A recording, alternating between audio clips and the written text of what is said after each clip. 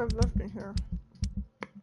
1, 2, 3, 4, 5, 6.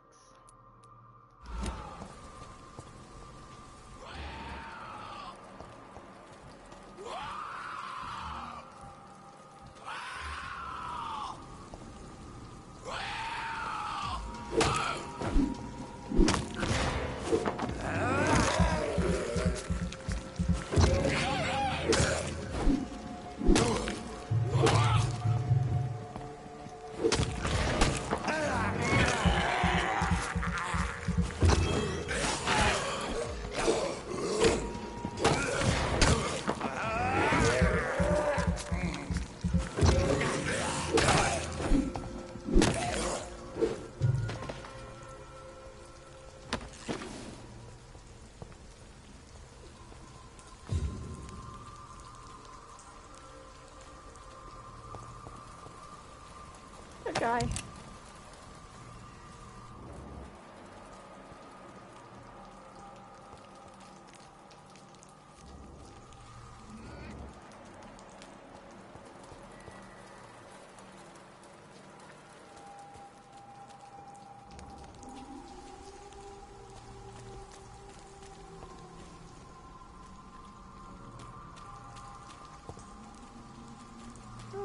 Quarantine.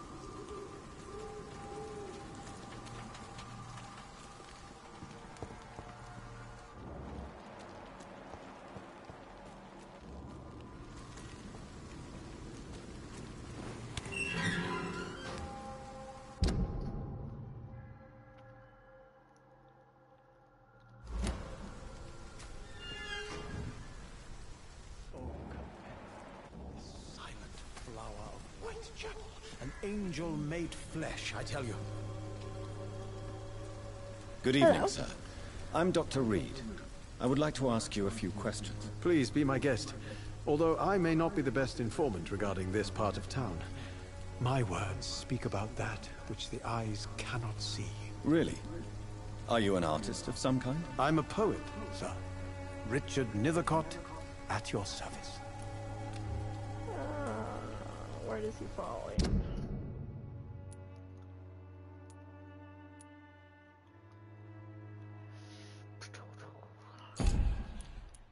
He's with him, so there's one more there.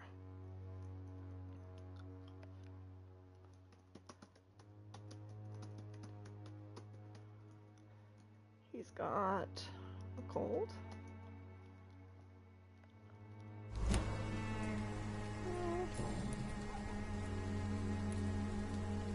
What are you doing here at night? May I ask what you're doing at this hour of night, sir?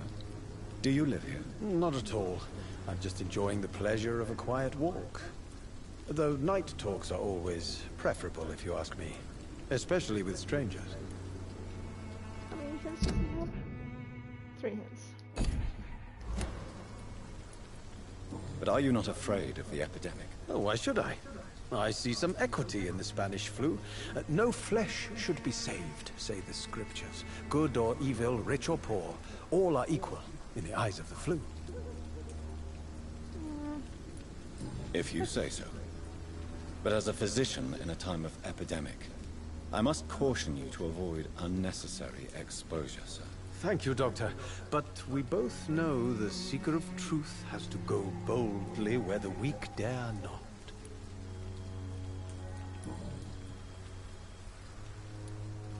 What are your thoughts on the terrible situation in this city? Terrible, you say? No.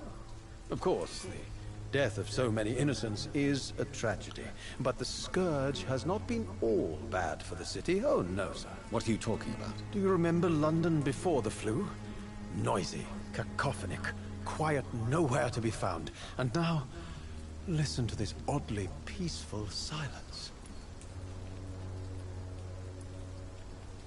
Yes. The enjoyable silence of the grave. You have a unique perspective on the situation, I must admit. Most people fail to understand my perspective. I don't blame them. But how could I call myself a poet if I veiled my feelings? Are you aware that your life could be in danger in this part of town? But this is where I must be to feel the real beat of the city. I had to come, see it for myself, alone. I understand your need for solitude, but it's not safe around here. I don't care. I don't have many friends, Doctor, and my family despises me. If some misfortune came upon you, who would be here to help you? Well, you for a start, my dear Doctor. Okay.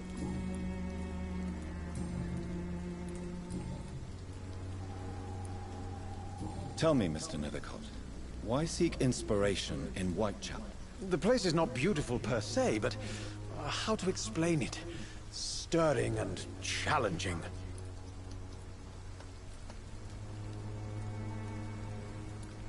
In what way, exactly? The struggle by gaslight, the barren smiles and the arid hunger under the rain.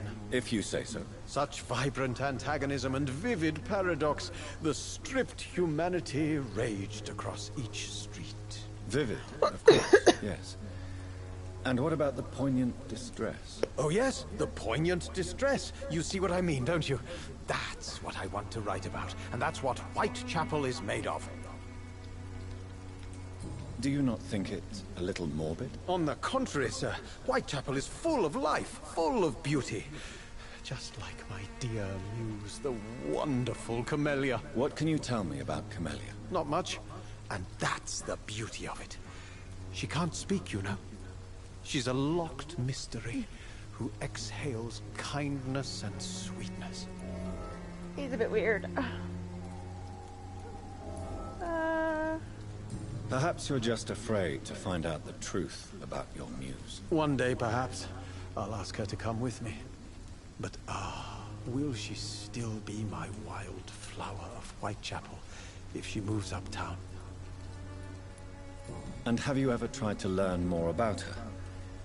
Where she lives? How she survives? Whom she may know?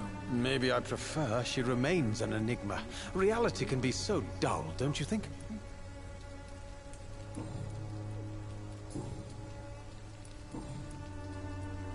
Oh. Let's see.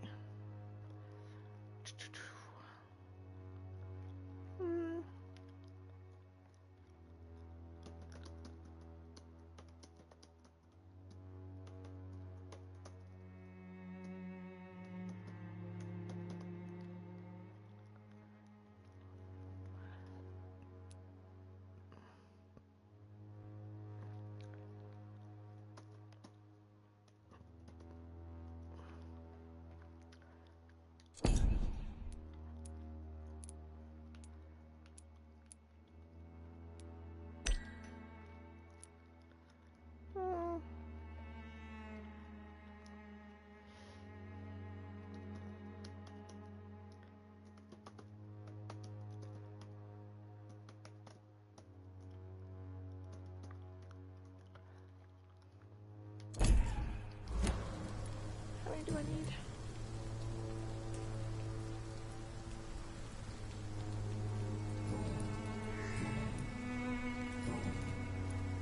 May I ask you a few questions about the district? Extraordinary part of town, is it not? I'll be glad to help you, if I can.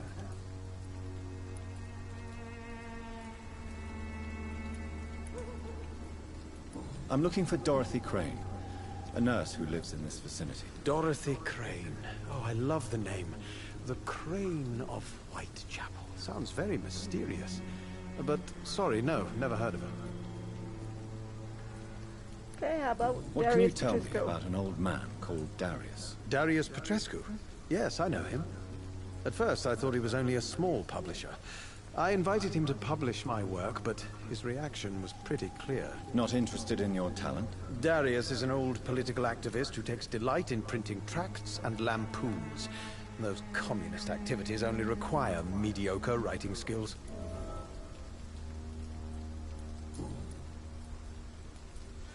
I'll leave you alone, sir.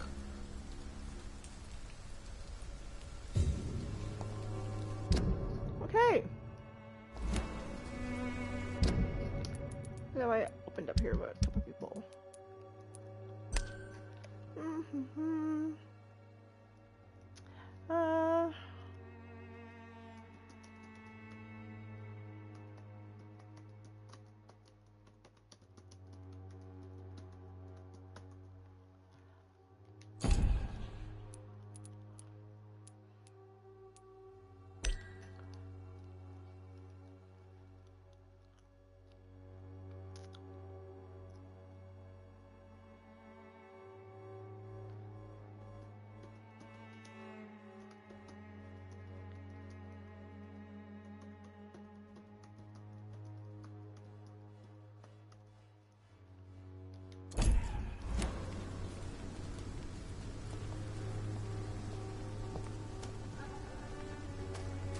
Six in the box.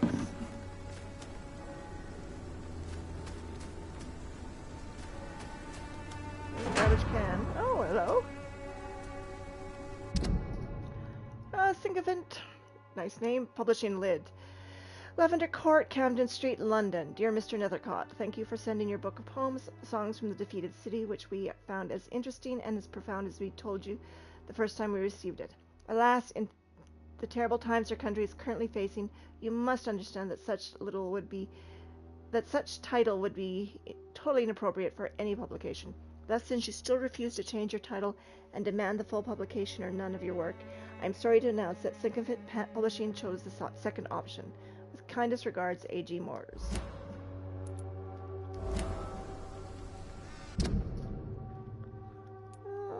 Has never succeeded.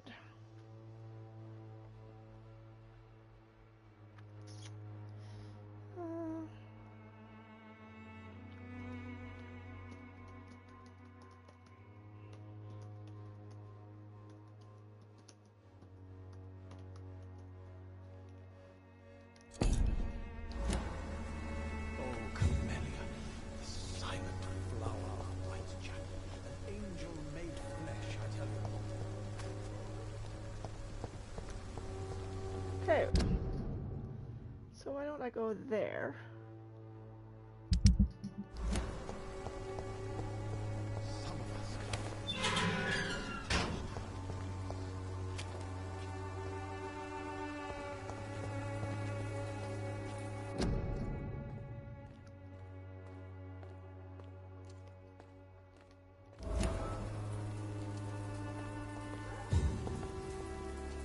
Good evening, miss.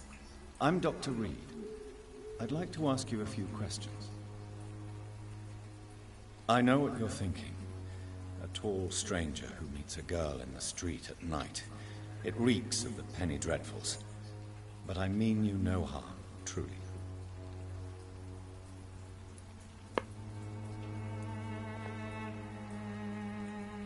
I know you understand what I'm saying. Your silence has nothing to do with you being mute, does it?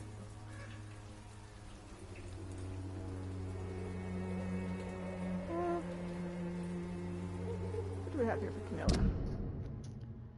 Let's see. Oh, both hints, though.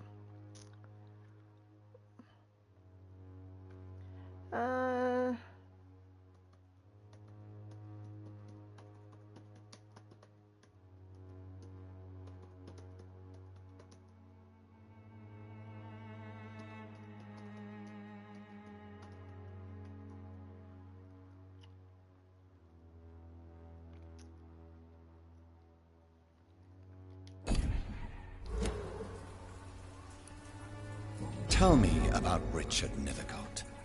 I understand he is quite fond of you, Camellia.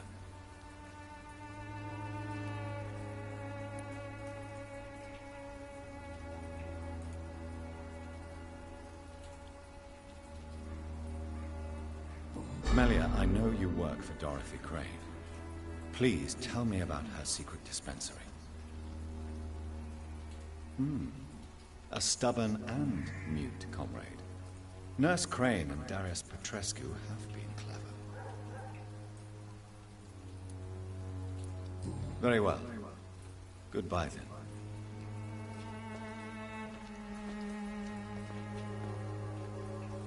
Okay, where do I want to go?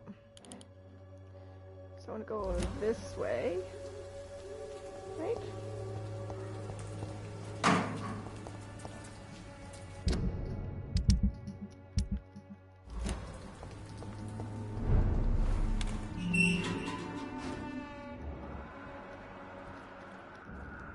Easy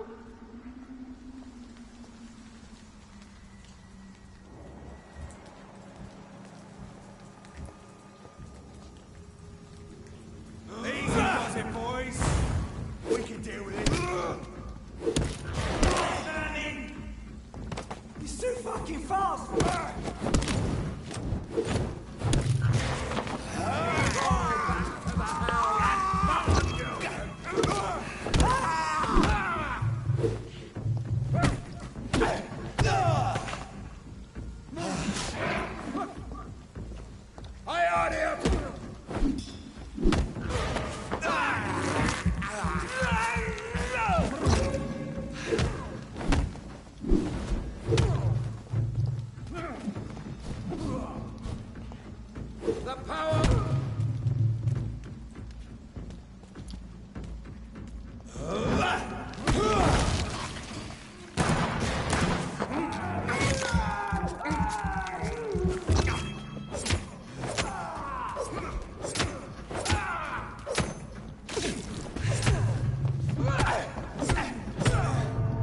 Damn it.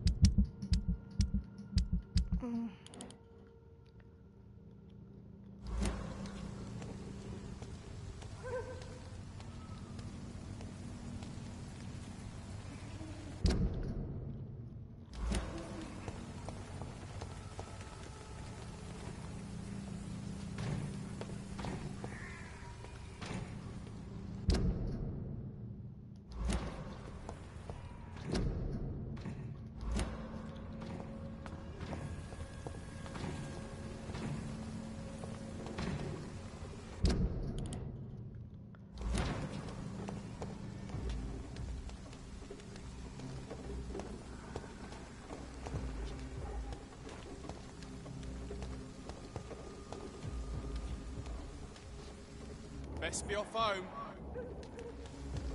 Oi! Didn't you hear me?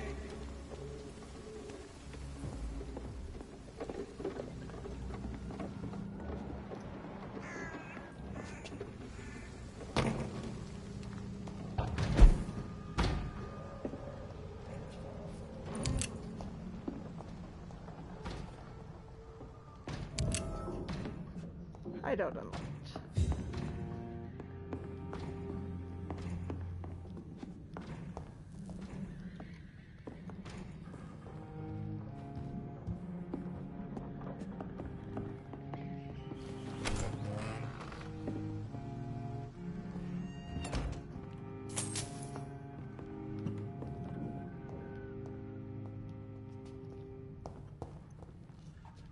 garbage can.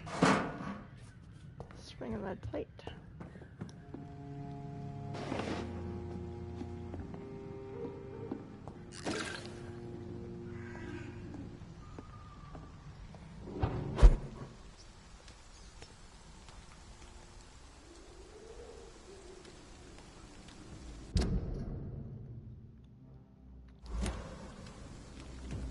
Sorry, sir. No admittance.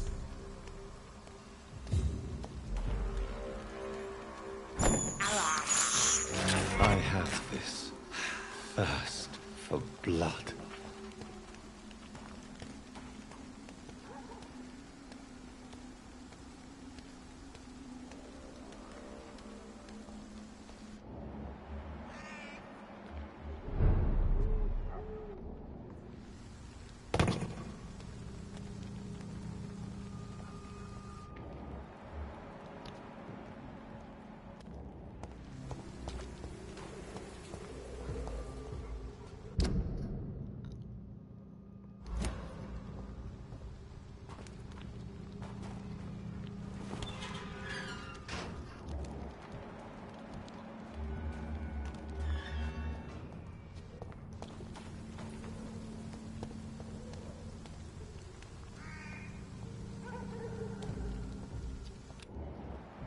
Oh, you!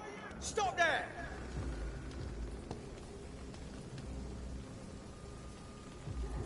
This is no place for you, sir. It's one of them!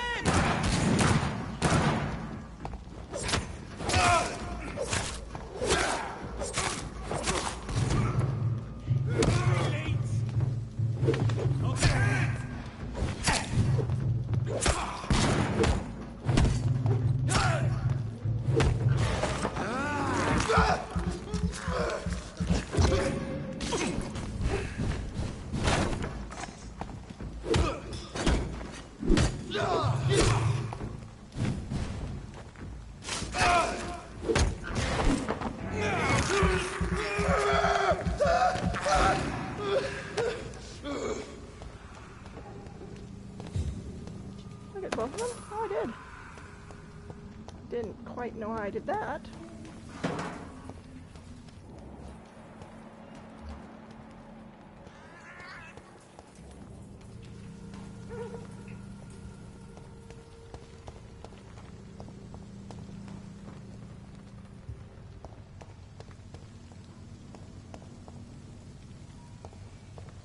How do I get?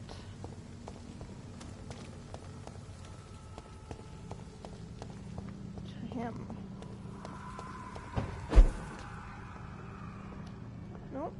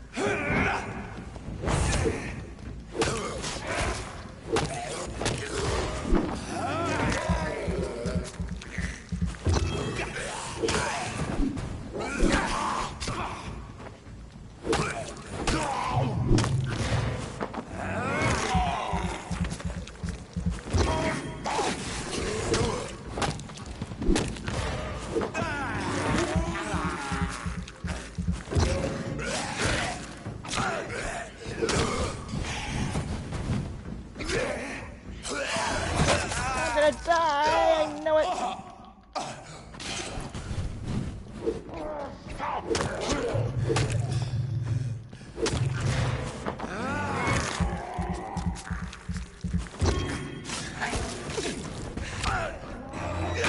And there I'm gonna die. See, I told you I was gonna die.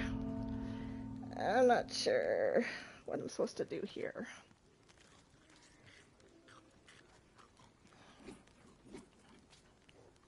Uh-huh.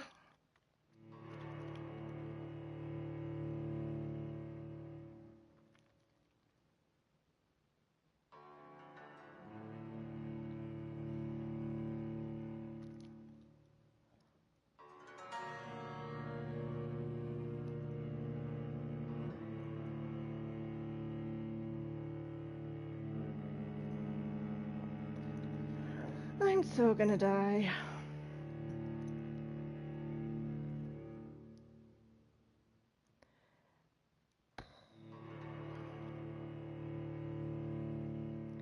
Loading, loading, loading. Okay.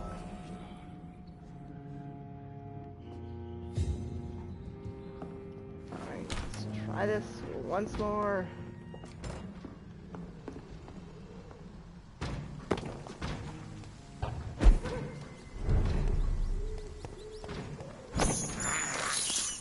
I can't believe I'm doing this. Oh, money.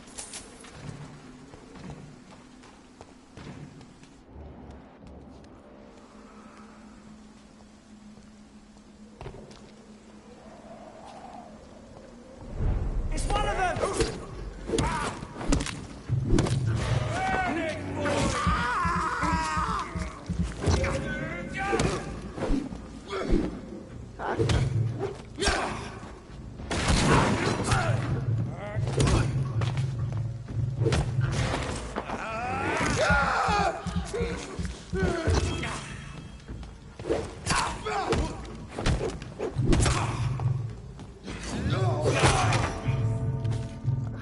Fuck!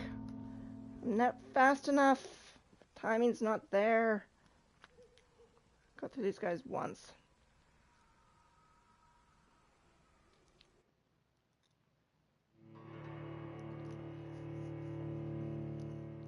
If I can't get through here, I'll come back later once I'm stronger.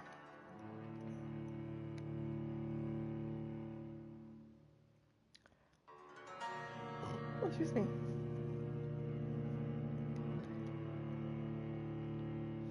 Oh, come on, you take so long to load.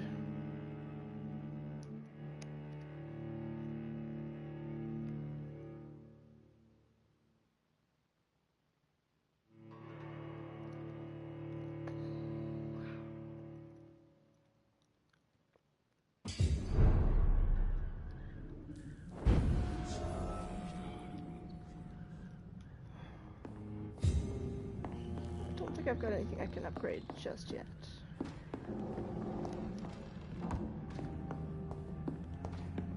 Ah. Turned around so easily.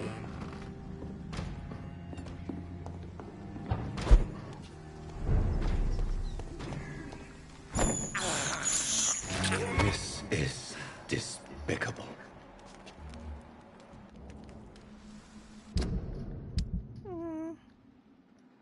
Maybe let's change that to that.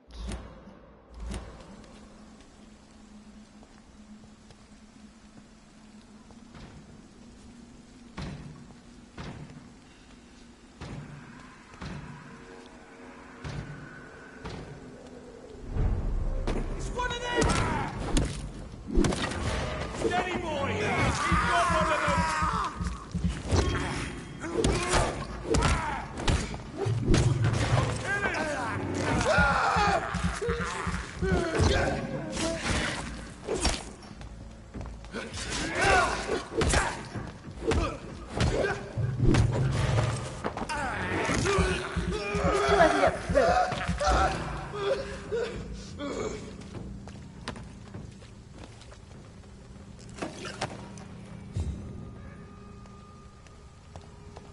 One's in here, and I want to find out where that took him.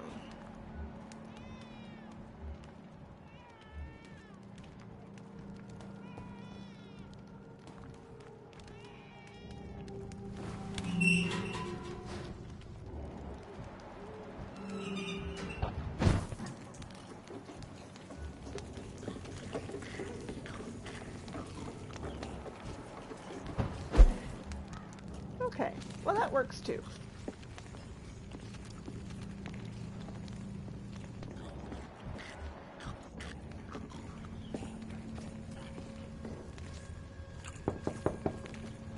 Hello, sir.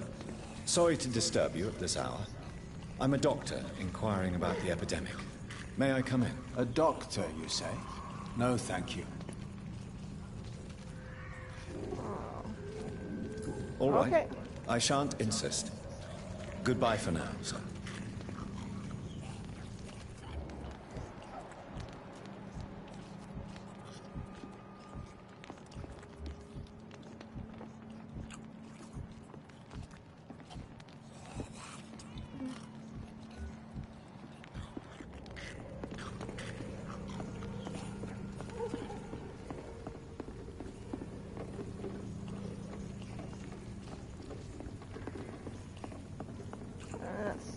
Where's this be for this one?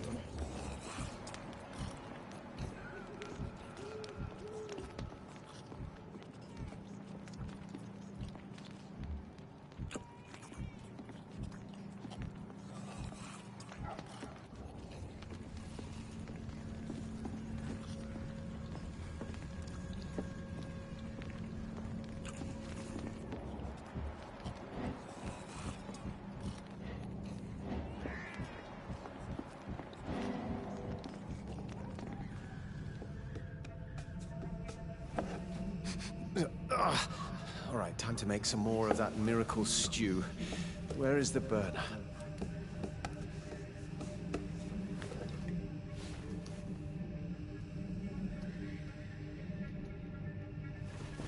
Ouch! Oh, shit! Ow! Oh, shit, no more chlorine. Well, the next batch will be a little less miraculous, that's all. Okay. What do I know about Mason now? He's got 3 hints. And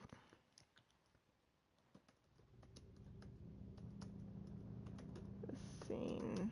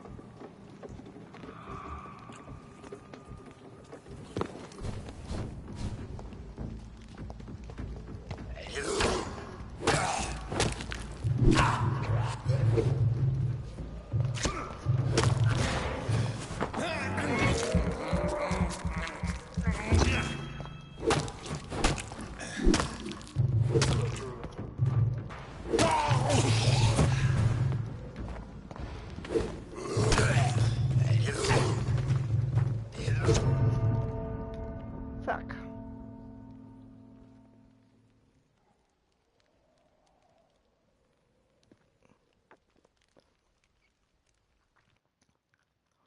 Now how do I get out of here?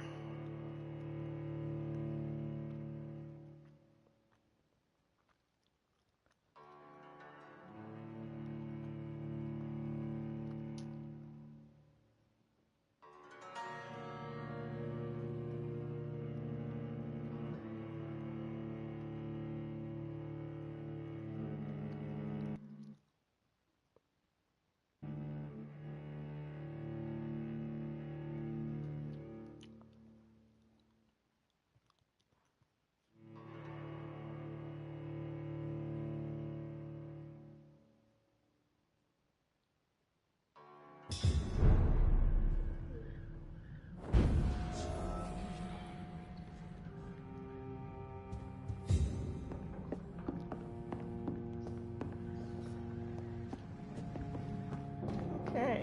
No, I don't want to go that way.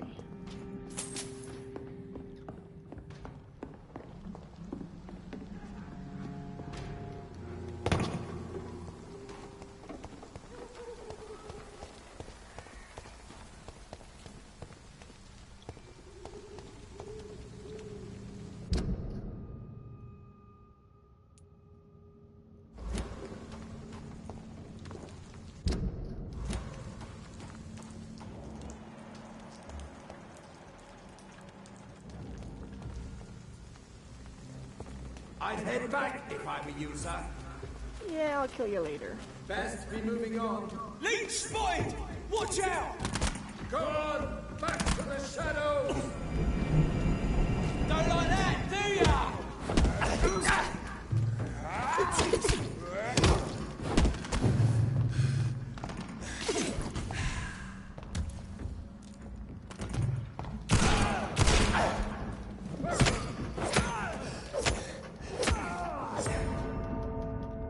Well, I didn't want to fight him in the first place. Fuck.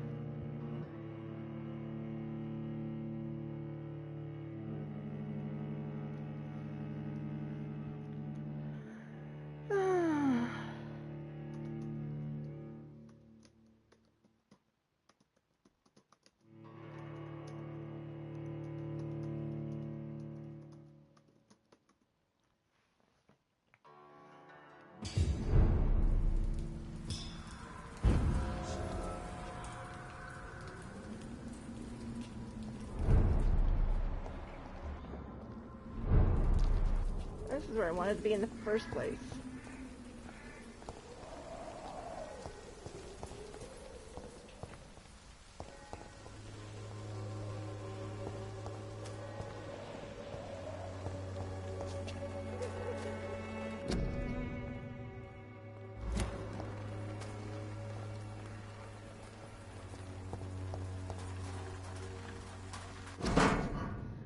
Darius Petrisco's letter, my dearest, most beloved children.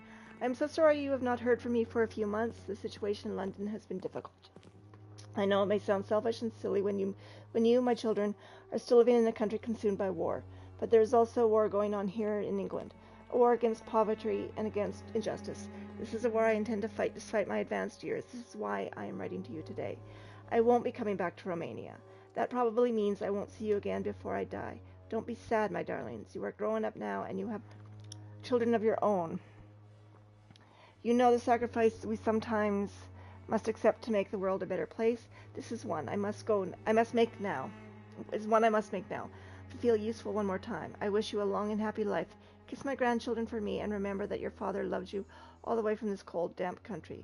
I am, as ever, your loving father, Darius Petrisco. The content of Darius' letter to his children could give me more leverage to enter. Darius is a bit less of a mystery now. It should not be that difficult to incite him to let me in.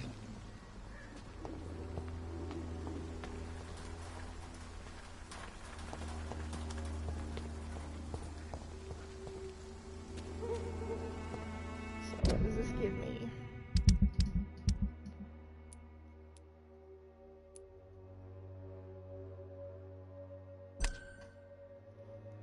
Darius. Where is Darius?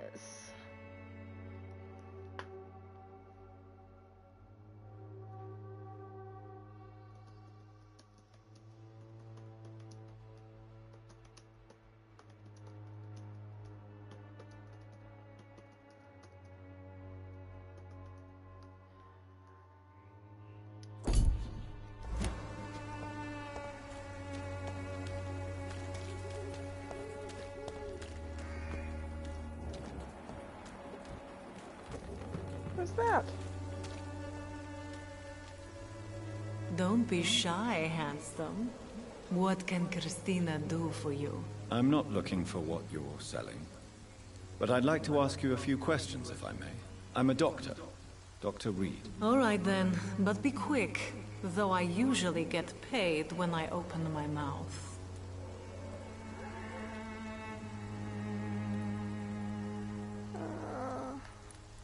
Do you know Nurse Dorothy Crane from the Pembroke Hospital? Anything you can tell me about her would be helpful. I don't know her, but I know her name is Dorothea Crăciunescu. She came from Romania like me and many others. You seem to respect her. Dorothea helps the sick people of Whitechapel.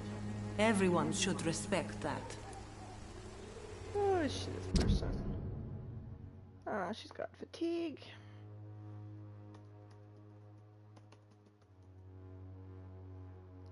And not 1, 2, 3, 4, 5. Yeah.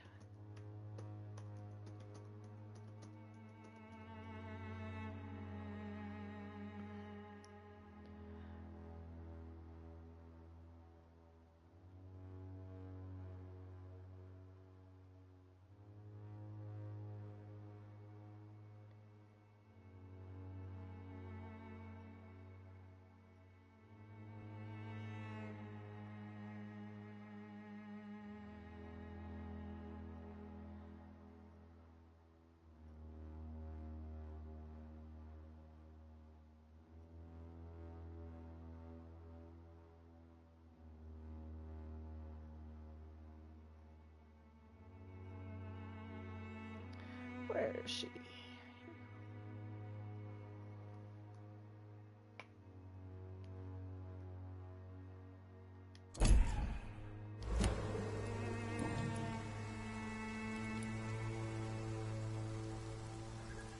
Christina, have you been examined? The epidemic is spreading fast in London, and you could be exposed, or expose others. I don't like doctors or hospitals, but I don't like you asking questions. Considering your line of work, I assure you it is only a matter of time before you have health issues. If it is going to happen, it will happen. Right now, I need money. That's what's important. You can put your own life in danger, that's your decision. But what about your clients? If you're contaminated, you will put them in danger too. And you think that would worry me? If you knew the men I deal with, their health would not be what you'd worry about.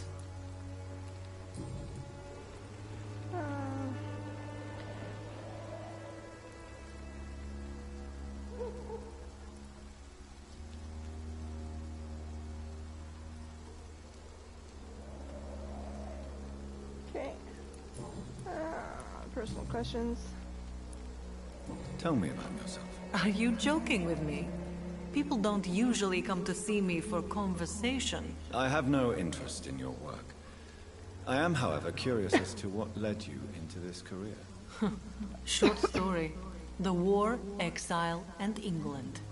This country is not especially welcoming. I've been refused many jobs because of where I am from. I had few options left.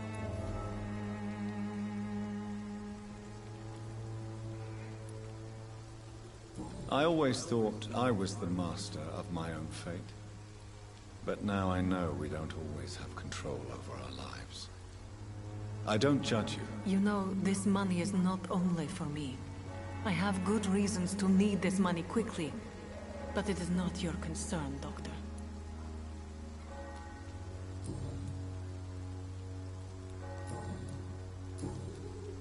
Goodbye, miss. Take care of yourself as best you can.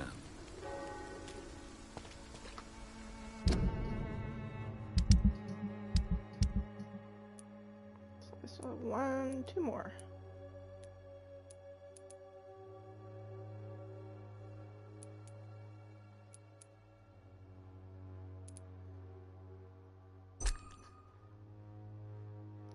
Unable to find work.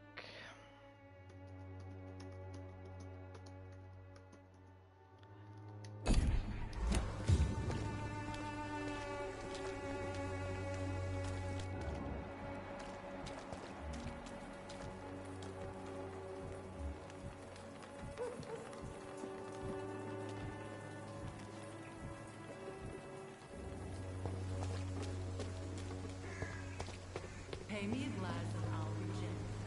Pay me a bottle.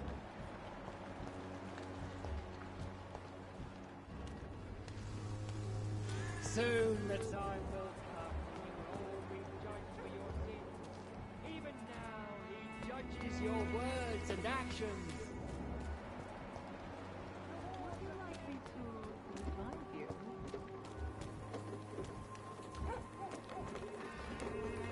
I'm cheap and I'm clean.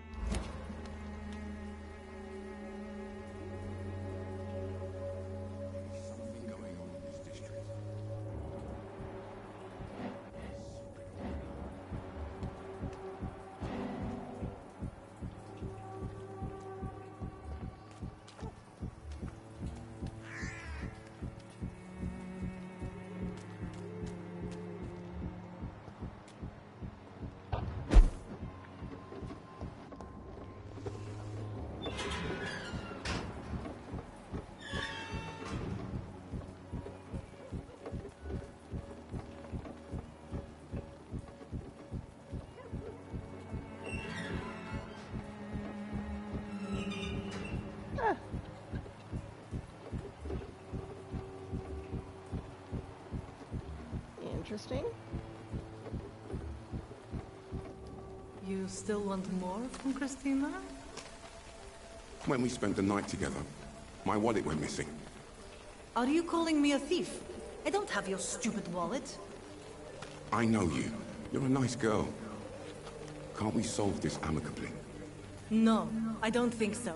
And if you think you know me just because we share the bed together, you're just a lousy and arrogant journalist.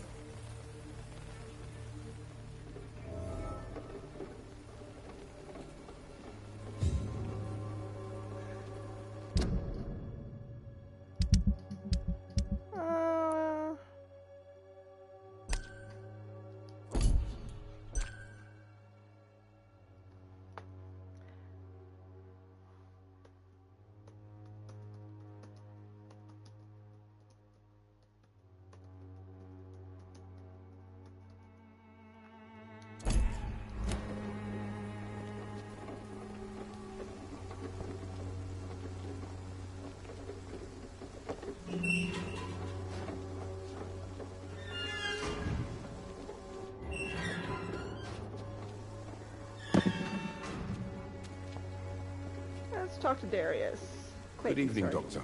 Can I help you?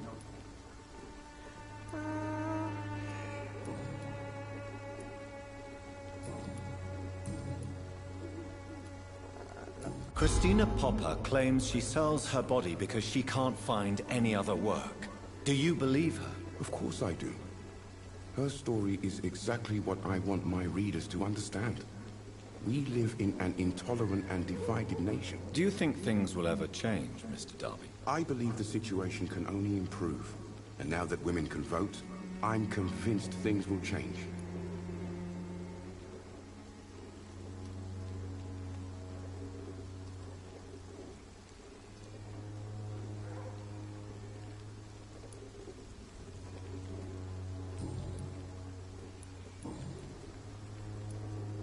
Tell me, Clayton, do you really think this young woman stole your wallet? Christina?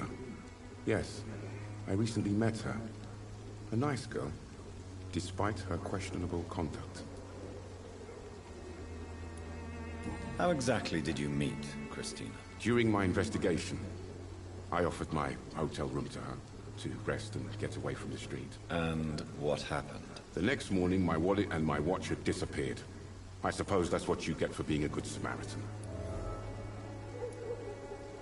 If you are going to sleep with a lady of the night, Clayton, I would advise you to be cautious. I can't really be mad at her, though. She's just trying to survive. She doesn't have many options. Was it wise to become so intimate with a woman you were supposed to interview, Clayton? Maybe it was. But I have learned to look for the inner truth and beauty in people.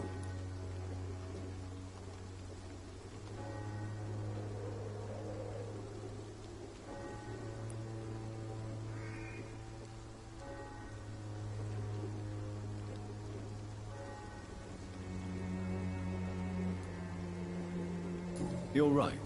I know little of your situation. What can you tell me about Christina? She's very sensitive. So nostalgic about her country.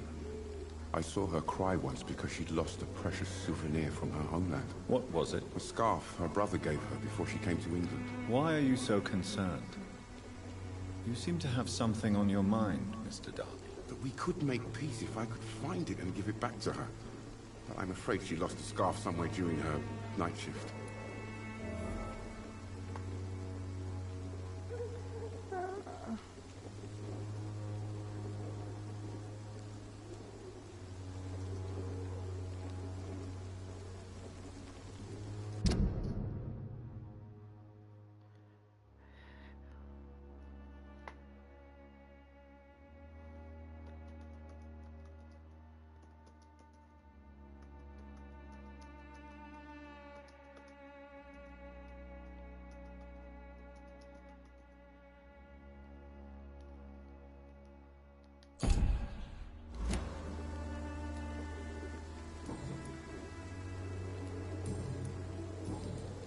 Goodbye, Mr. Darby.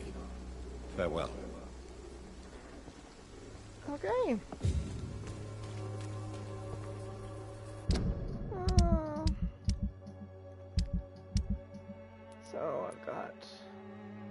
Tickets and more, which I didn't even look to see where any of these were.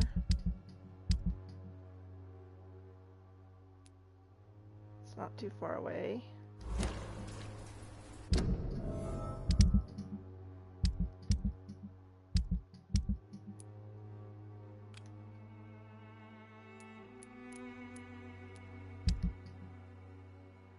It's there.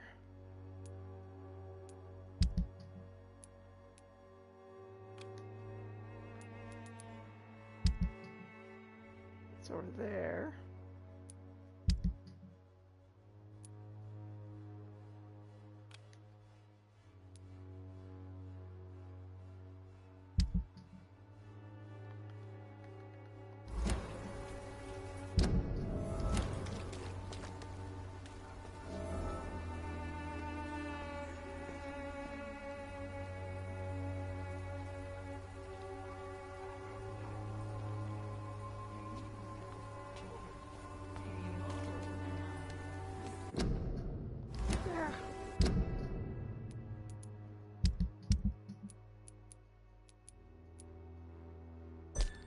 Two hints about Christina.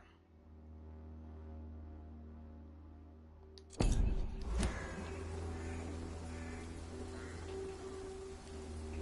cheap and I'm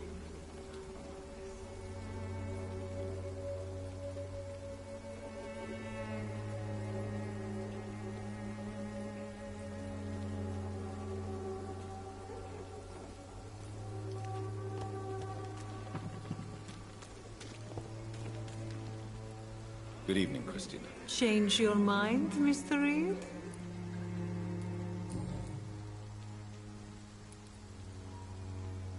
Clayton Darby claims he will expose the crisis in Whitechapel to all of London. Do you believe him? I believe Clayton's courage will erode with time, until he finally leaves Whitechapel to start another fight somewhere else.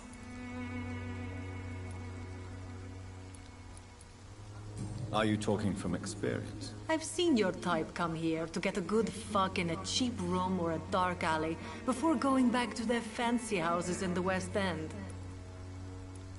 Why this skepticism? How can you speak about starvation if you've never been hungry? Or about poverty? Or anything else you have never suffered from?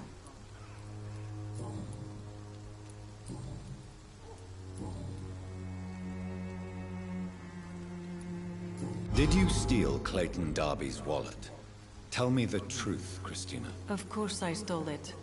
But I never thought he would come back to look for it. Why did you do it? He seems to trust you. For a time I thought he was different from other men. In the end, he just wanted to sleep with me. Same as the others. Perhaps Clayton is different. Maybe you two should talk. A conversation couldn't hurt. I know what I am and what people call me. I sleep with men for money. If I can accept that, why can't he? No. My future is with the ones I love, not with Clayton Darby. The ones you love? The money you stole is not for you, then? My brother is still in our hometown in Romania. I am the only one who can buy him a ticket to England.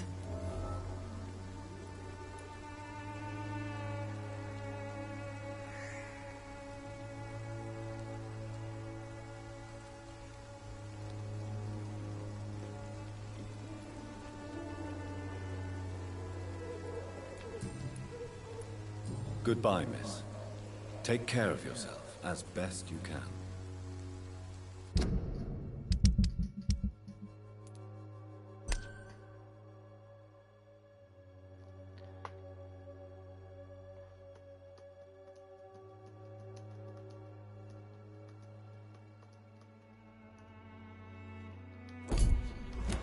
Most of them don't speak English. How am I supposed to interview them?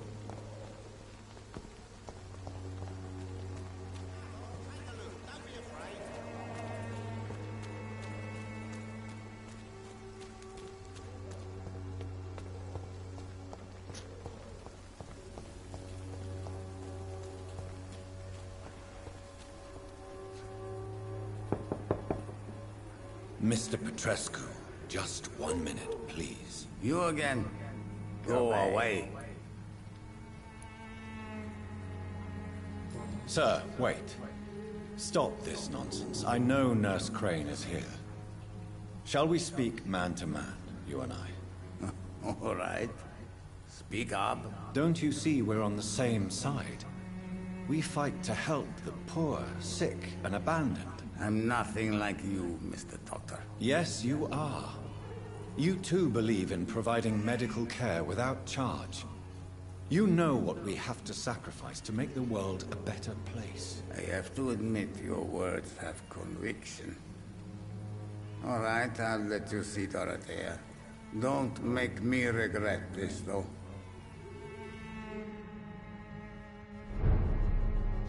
There is Petrescu's house. Of course, we're going to rob him blind. That goes without saying.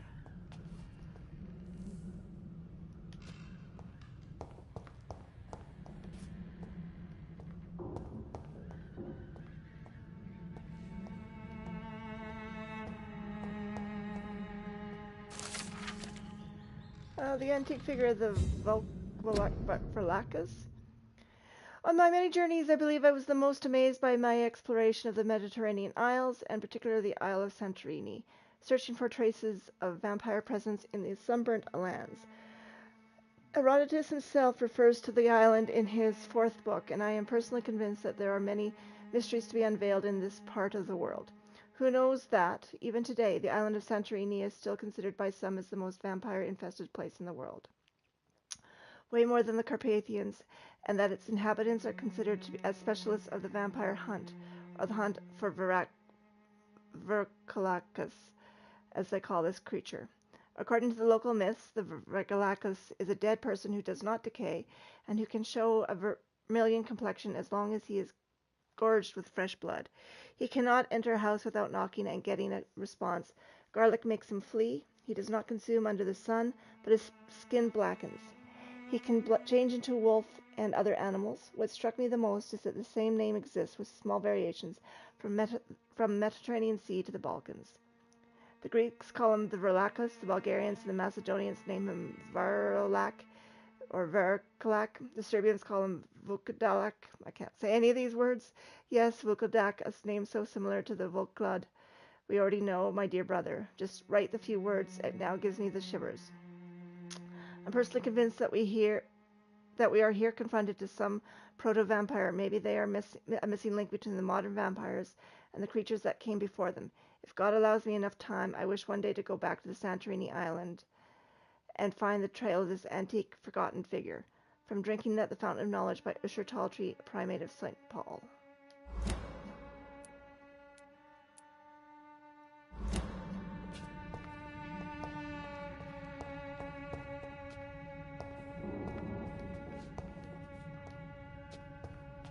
It's locked.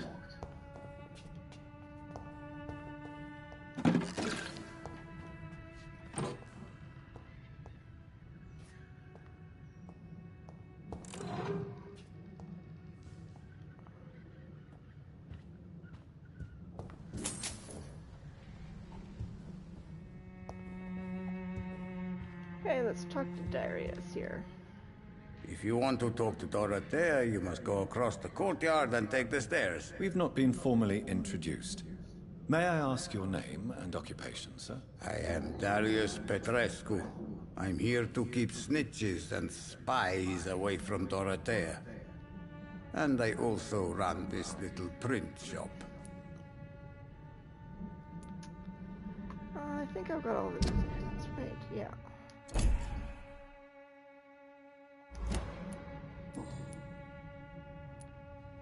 So Dorothy's real name is not Crane.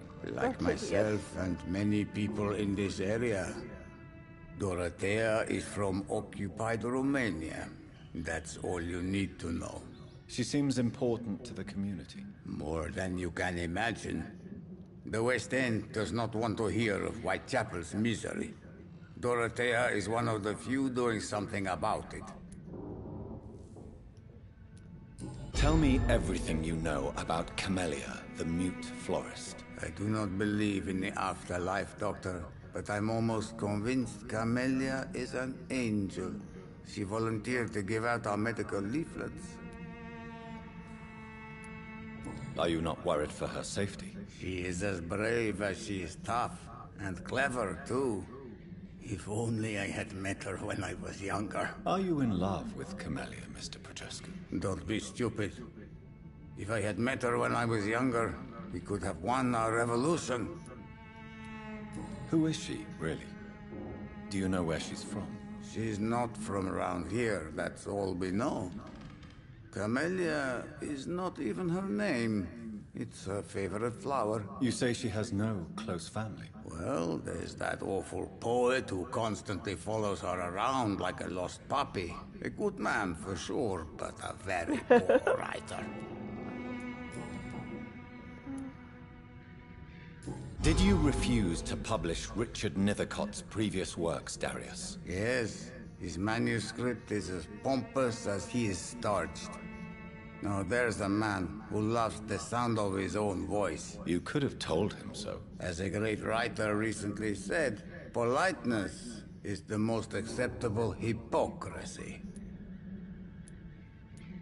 Tell me everything you know about Camellia, the mute florist. I do not believe in the afterlife, Doctor, but I'm almost convinced Camellia is an angel. She volunteered to give out our medical leaflets. Back. Back. Back. Do you have any family left, Mr. Petrescu? Children or grandchildren? Who knows?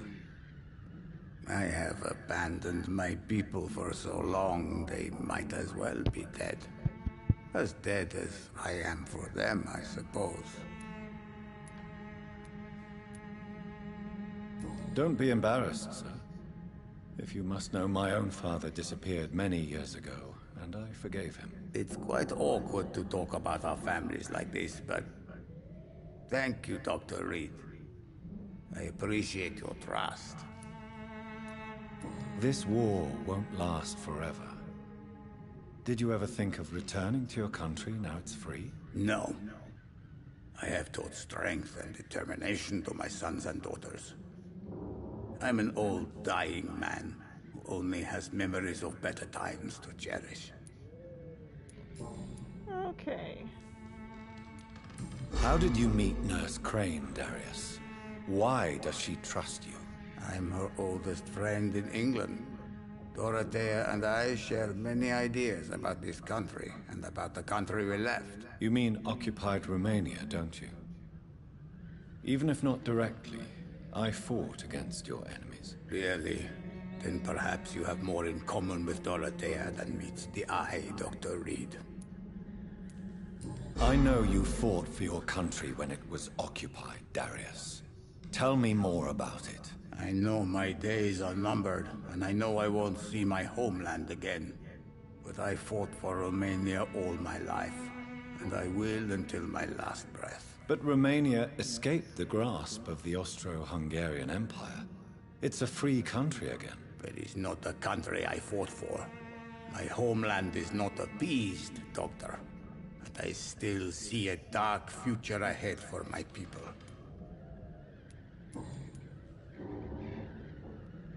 Do you need some help, Mr. Petrescu? I am very tired, but that is all. I don't need you, Doctor. Well, I think you do. Take this, and you'll feel better. Free drugs from an English doctor? It must be my lucky day. Goodbye, Mr. Petrescu.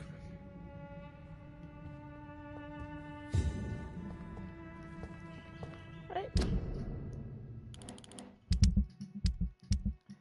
So in here, I have fatigue, fatigue,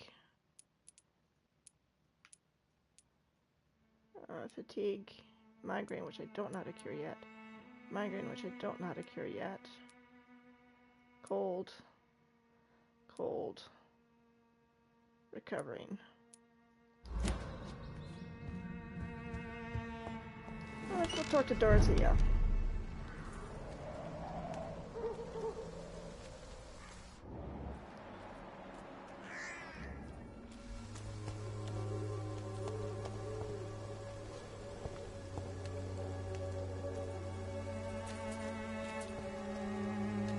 stuff I can use?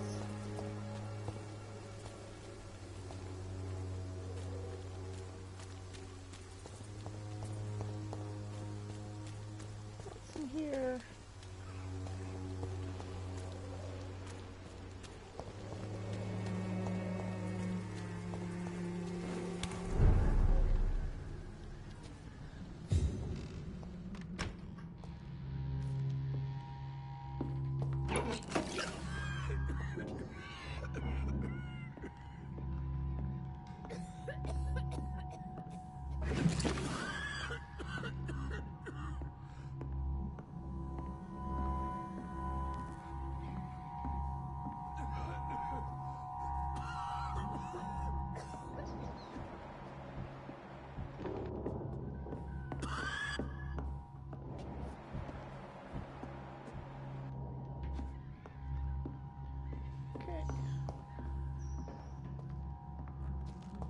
Money. Nope. Stealing. Horrible. Horrible person.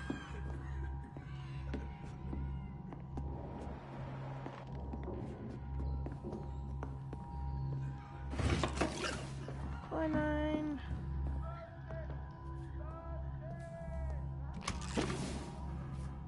Codeine.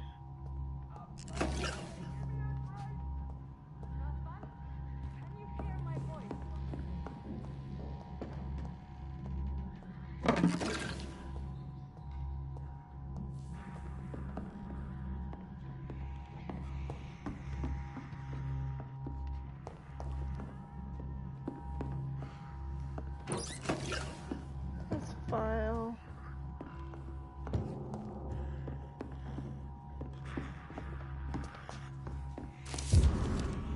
Letter to Nurse Crane. Details. 31st October, my dear Dorothea. When you read this letter, I will be on the boat that will take Anton and me back to Brasov.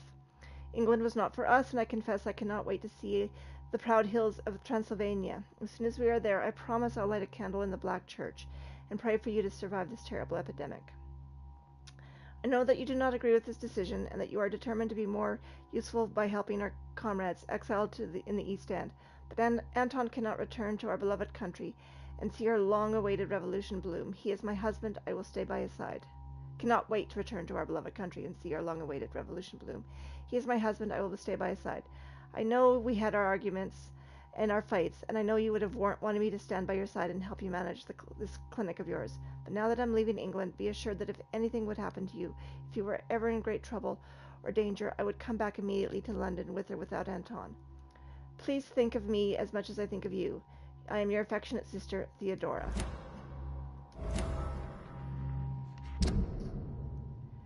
Let's see. Dorothea.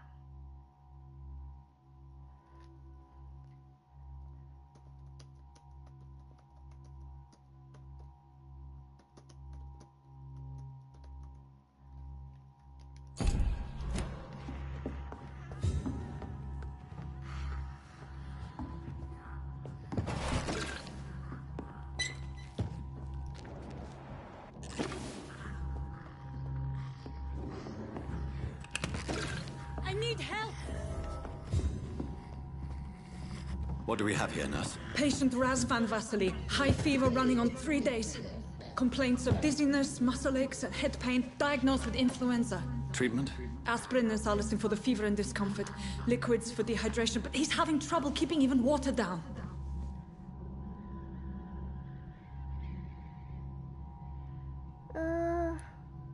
Thank you, nurse. Anything else I should know? He did lose consciousness this morning, but he's never had convulsions like these. He's not convulsing, he's choking. He's not getting any air. Scalpel! Hand me that scalpel! What can I do, Doctor?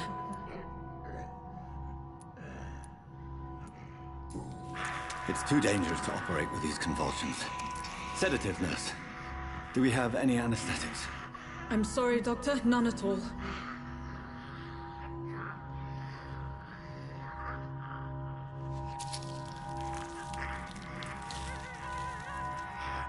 I need to perform a tracheostomy. Short pipe. That rubber tube will do. We're going to cut a passage for air through the neck. Yes, Doctor. He's breathing again, but he's coughing up blood. Internal hemorrhaging. I need to make another incision into the chest cavity to drain the fluids from the lung. Prepare another tube. A thoracostomy. Doctor, we've nothing to fight the infection. We need an aseptic environment.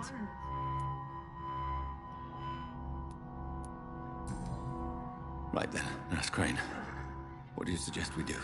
I've no idea. I'm not the doctor. Time is of the essence. We need to perform a thoracic drain. Yes, Doctor.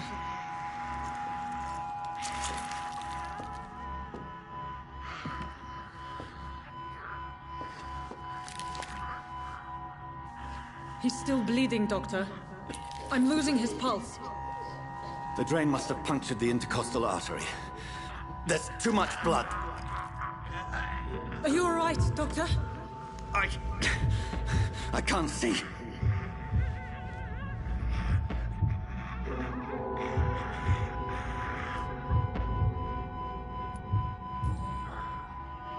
I must first suture the artery.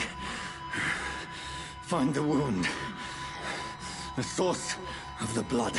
Needle and thread, Doctor. Good. The stitches are holding. How's he doing? We're losing him. We've lost his pulse. He's dying, Doctor!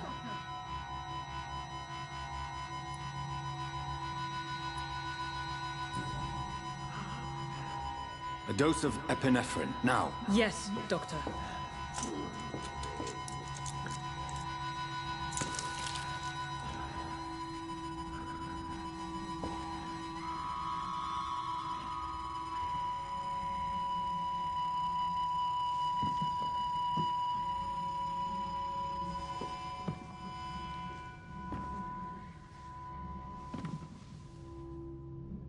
We've lost the pulse. He's gone, Doctor. Nurse, we did everything we could. Truly? Everything you could. Is that how you'll report this in your log? Is this how the war went? Piling up one poor corpse beside the next? This was not an influenza-induced seizure. I've never seen symptoms like these on the continent. Neither have I. But the previous symptoms leading up to this attack were the same, indistinguishable from the epidemic. No. There was something more vile in these reactions. Something primitive. There have been numerous reports of mental breakdowns caused by the fever that accompanies the flu itself, Doctor. Yes, but... I'd best take some samples of the blood for analysis.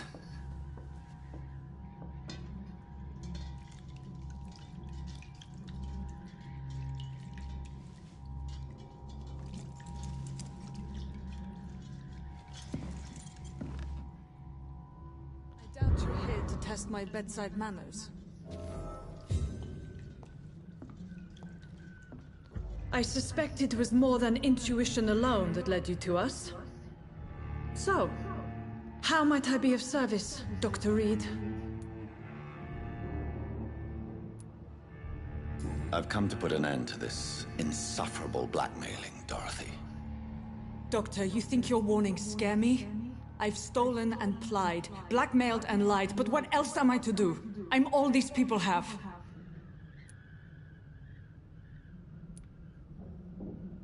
But why Lady Ashbury? Why her, of all people? She's pristine and proper, all right. But that she-wolf in sheep's clothing murders the poor for sport. I have her where she belongs, and I'll milk her for all she's got. Dr. Swansea is a sensible and honest man. He wouldn't have refused your friend's care at Pembroke. It's easy for you to say, Doctor. These people cannot go to the police, nor to the hospital. They don't even speak English. They depend on me for everything. So, the end justifies the means. Is that your defense? I know you're kind, Doctor. Just another fine-heeled, silver-spooned gentleman who was given the world on a platter. You know nothing of poverty. Nothing of the shame, the hunger, the loneliness. You've convinced me of the sincerity of your actions and their noble justifications. But all the same, blackmail is a crime, and it will stop, Nurse Crane. So, Are you going to turn me over to the authorities?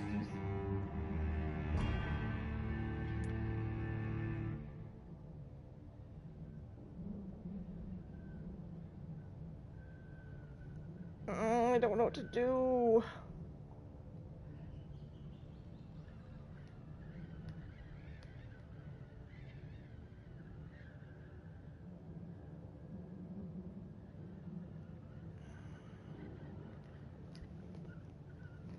I don't know what to do.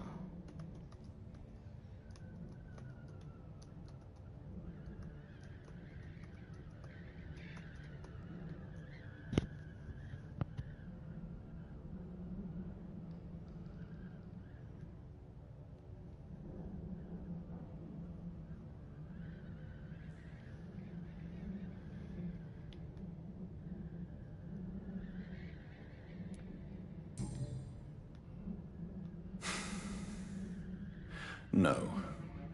Your place is here. Jailing you would be an even greater crime. So, here is my proposition. I'll look the other way on your little enterprise. In exchange, you will resign from the Pembroke Hospital and provide me with medical supplies when the need arises. Dr. Reed! That sounds like a business proposition. My accomplice, then? No, just a privileged client.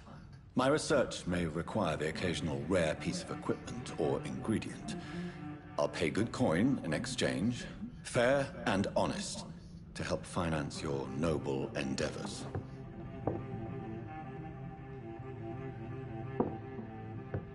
We have ourselves a deal, Doctor. Good customers are always welcome. Yes, Nurse Crane.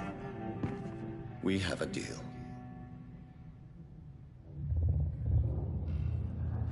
What's this?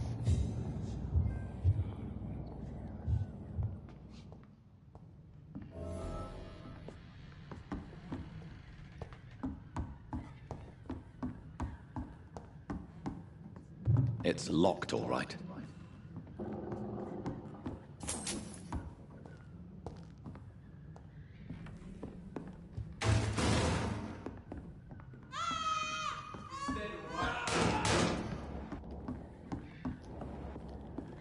Oh, this one stinks already. Steady, boys! We've got one over here. He's done for! Get out, Tate!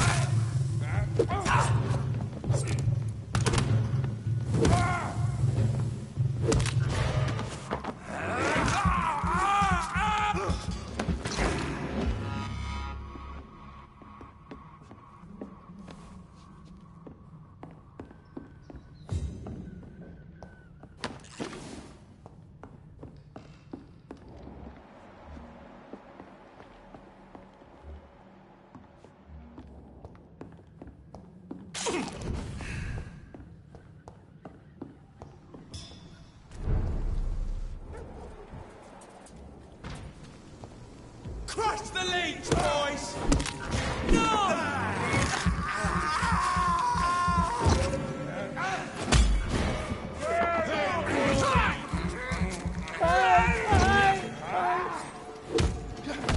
He's being bitten!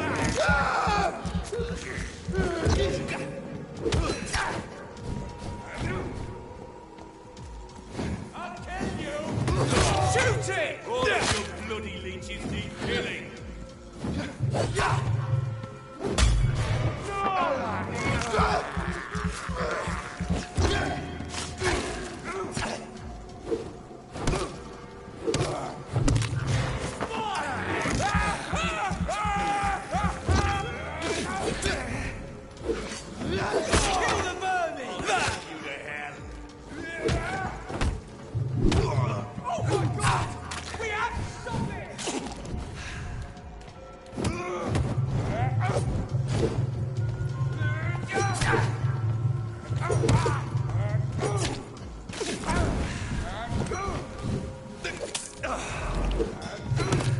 Watch out, lads!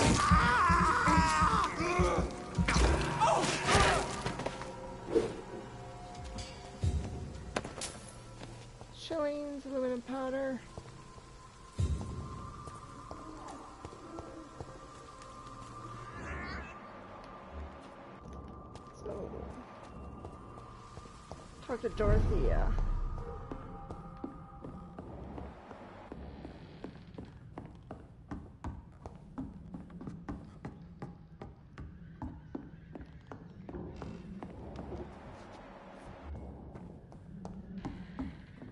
It's locked, all right. It's locked.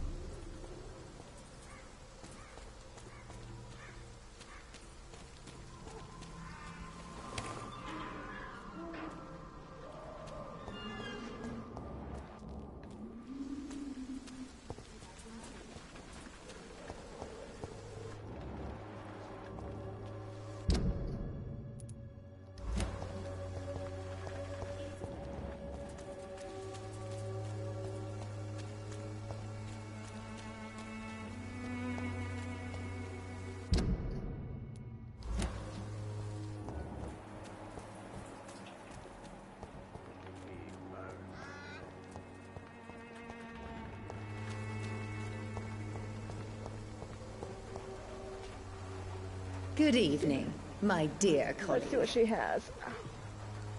Oh, life in London. Nothing new. Personal questions. Nothing new. Let's see what she has for I'd like sale. to see what kind of medicine you're selling. Cordial. Let's see what the components are. Ferrous, sodium hydrochloride, codeine, potassium permanganate, ergotamine, opium. No. The Swanborough cordial can be the answer to all your problems. As long as you have the money.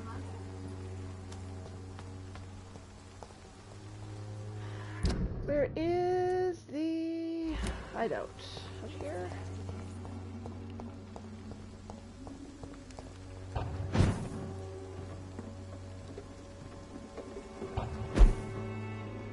It's locked. Fine. Fine.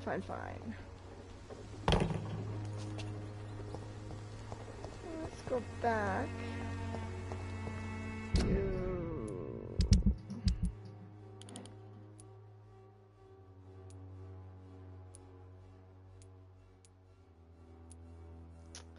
hospital. I prefer not to give you another beating, Barrett. Yeah. I will in a bit. One is left untouched. It will not knock at your door politely.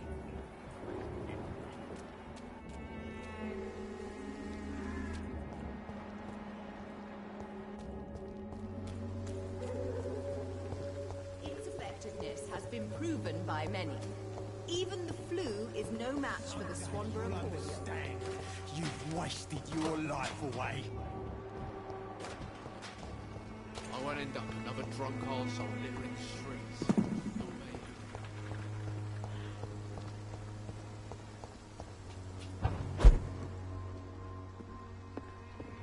I don't think there's anything up here, is there?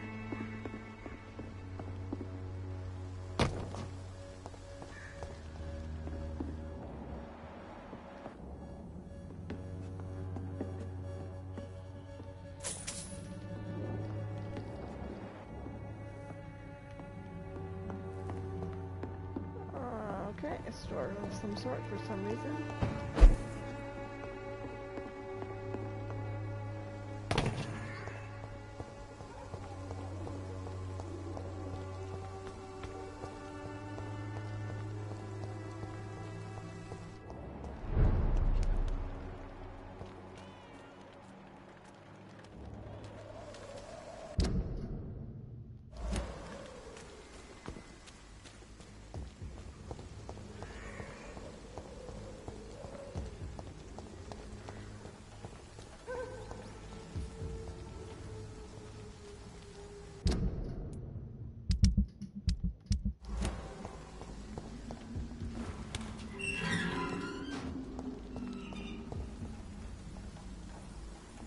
Human blood.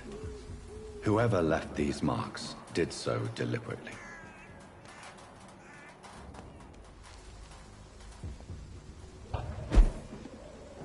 See them dirty clothes? This one's top.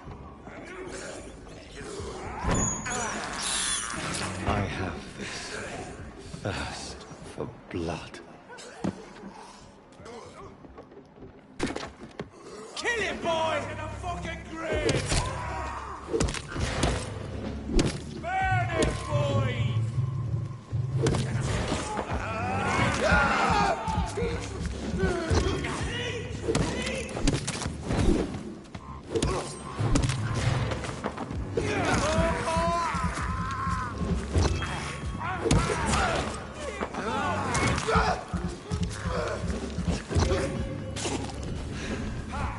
Doesn't like burning, does it?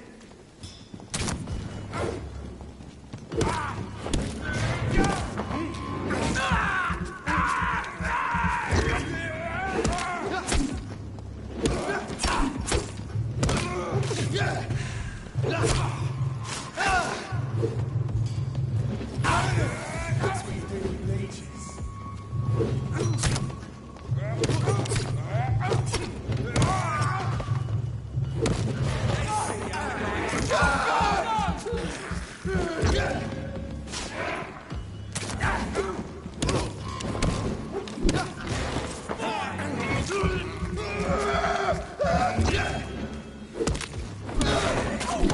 Either one of them. Just fight him already.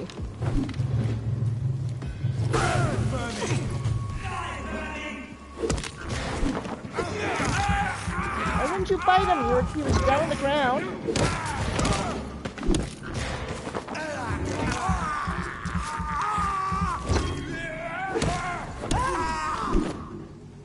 Jeez. Who are these guys?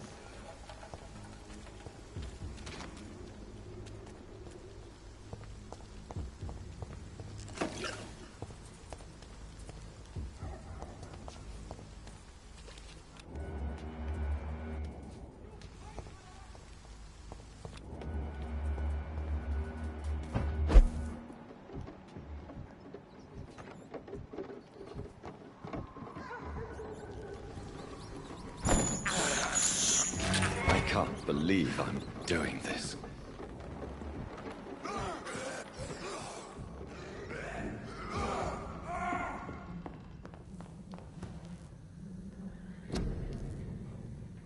Oh, I don't know.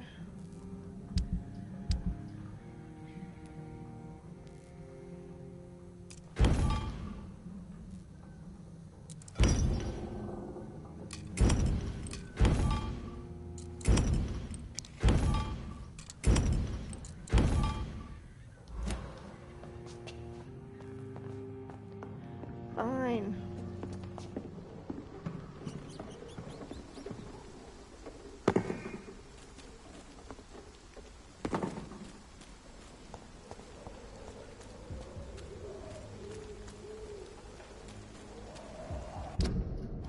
Well, let's...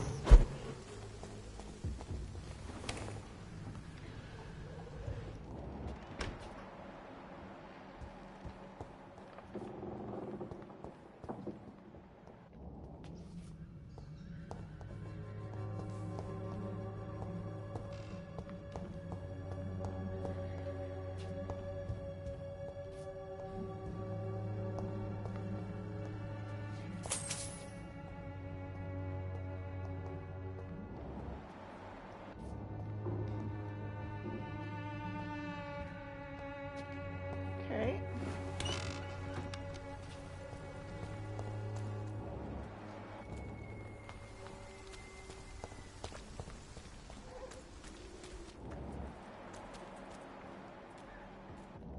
No idea where I came from. Absolutely none.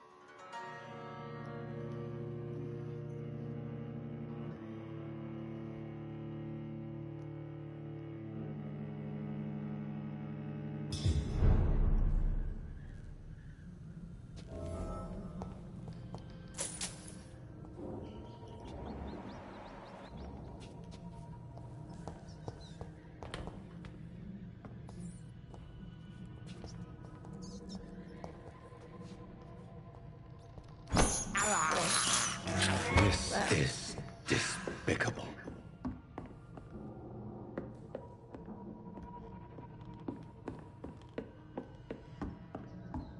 Hello, did I go up here?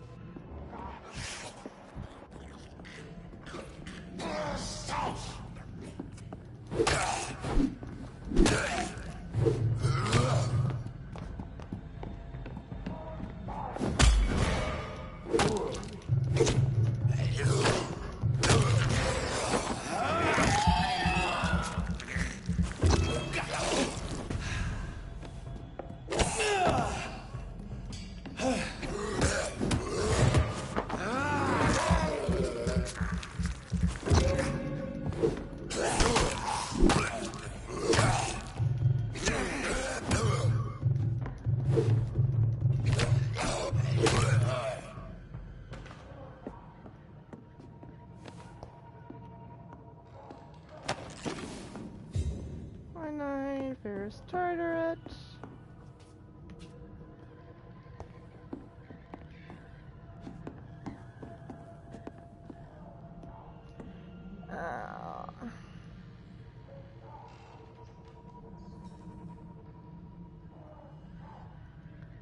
Cat.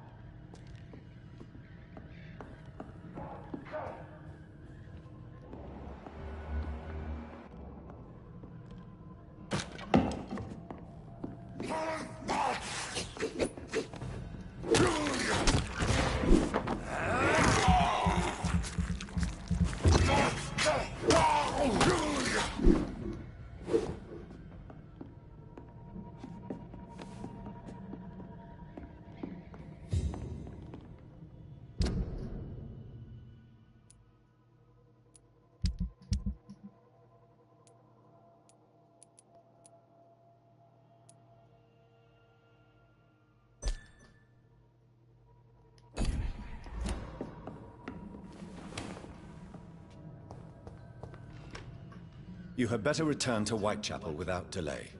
It will be safer there. Safety isn't really an issue in Whitechapel, because you never are, never have been. The old place is falling to pieces. But thank you for the advice, sir.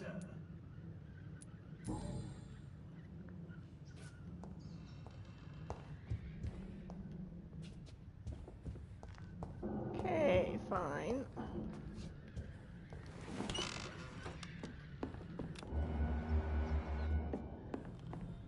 Next to a corpse, huh?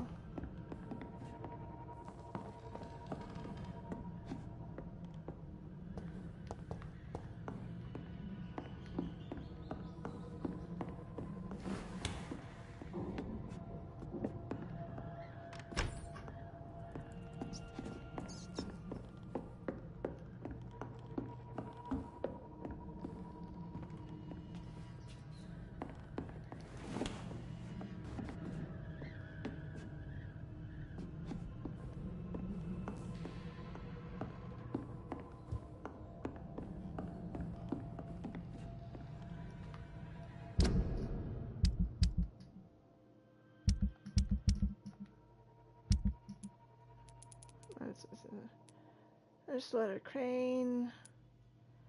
Rescue's letter.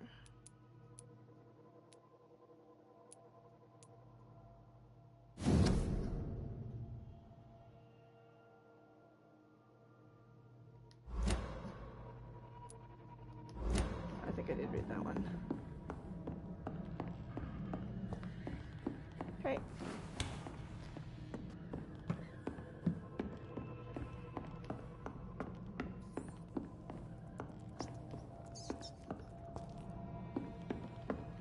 Let's leave. Go and talk to Lady Ashbury. And then rescue that one that's back there. Ugh.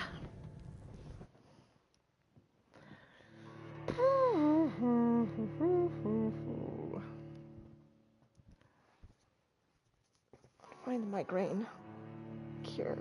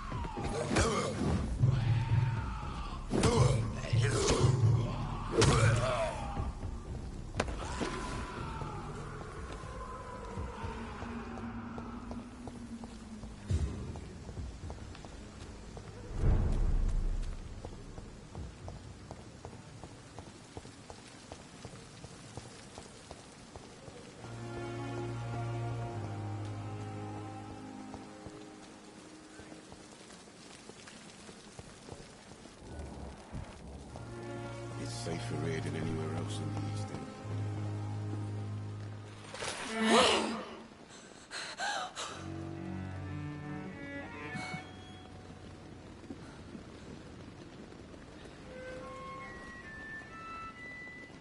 I would ask you to avert your eyes, sir.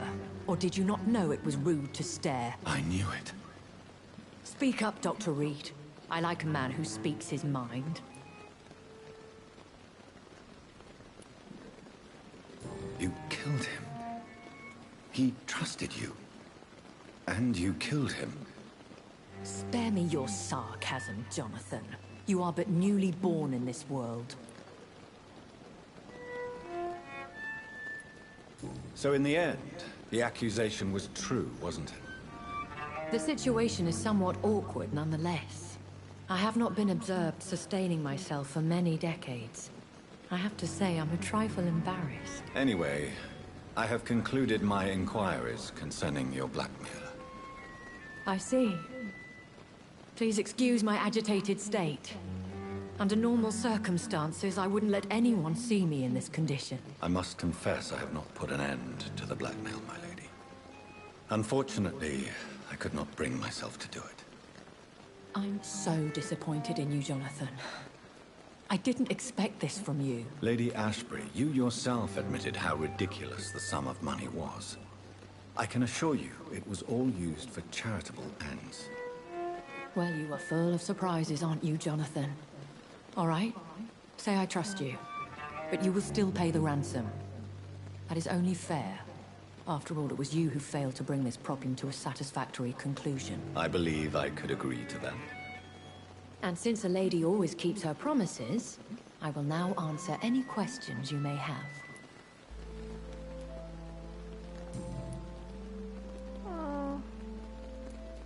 A vampire? Is that what I am? What we are? Such a crude word, defined by penny dreadfuls and drunken hacks. No. You are now an Ekon, and that you shall remain. So we are Ekons. How can I identify us amongst other vampires? How to put it? All Ekon are vampires. But all vampires are not Ekon. We are but a branch of the immortal tree. Are you an Ekon She too? just said she was. Yes, I am. We are the closest thing to what man refers to as vampires. Forget what you think you know about us.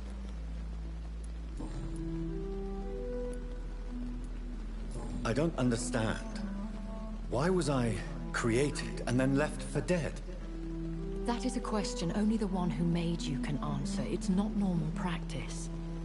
I doubt even if you find him, he will answer you, considering how cruelly he treated you.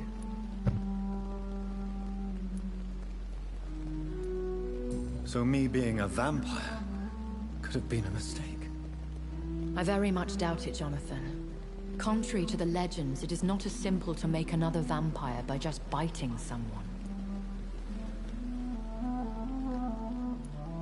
I'd like to avoid creating another vampire by mistake anyway. Tell me, how is it done? The process is dangerous. It could even kill your potential progeny.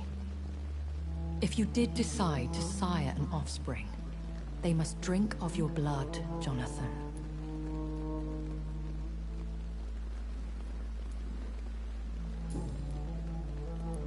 I've been hearing a voice talking in my head. Is this some kind of insanity?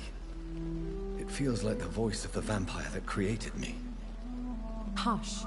Tell no one this. It would be unwise to talk of such things amongst British immortals. Speak no more of your maker.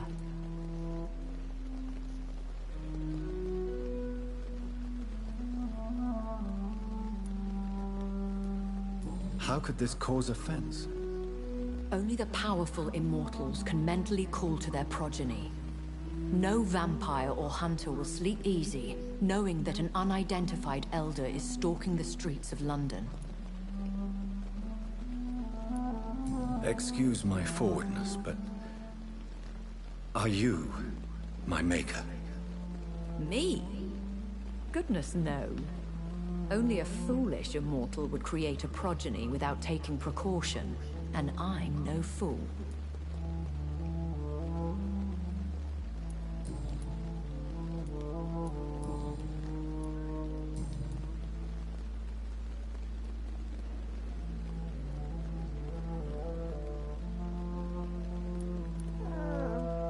Why did you save me in the canning factory? I could hardly stand by and watch such a promising young blood as yourself be torn to shreds by some gutter scowl.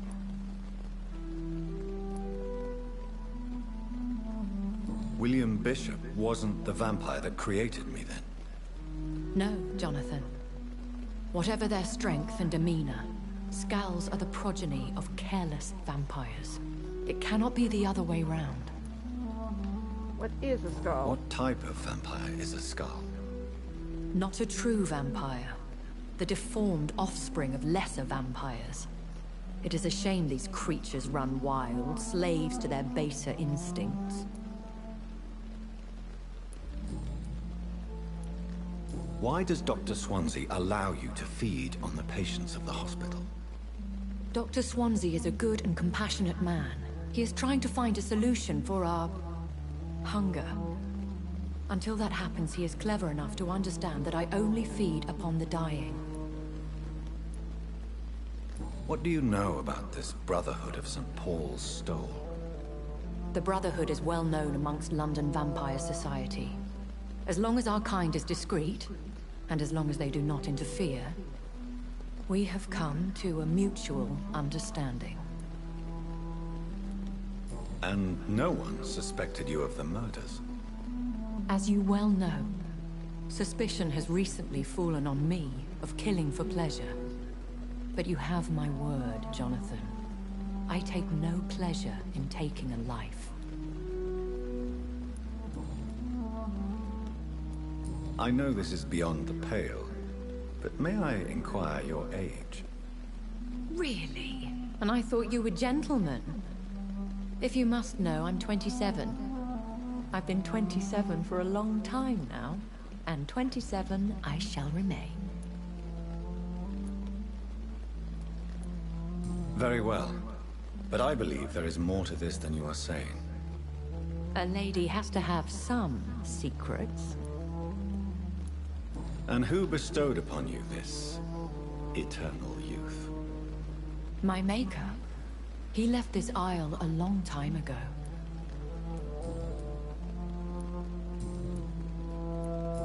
About London. I've been away from London and England for 3 years. This isn't the city I remember. Things have gone from bad to worse here, Jonathan. I've lived in this city for a long time, and I've never seen it like this. The Spanish flu has hit London that bad. Yes, but it's not just that. I've heard things. Things I've not heard for a very, very long time. There are whispers in the shadows. Something far worse than the Spanish flu is here in the city. What is it that you fear? What is it you fear? Fear has long since flown this form. But there is something malevolent circling us. I feel fear is merely waiting in the wings.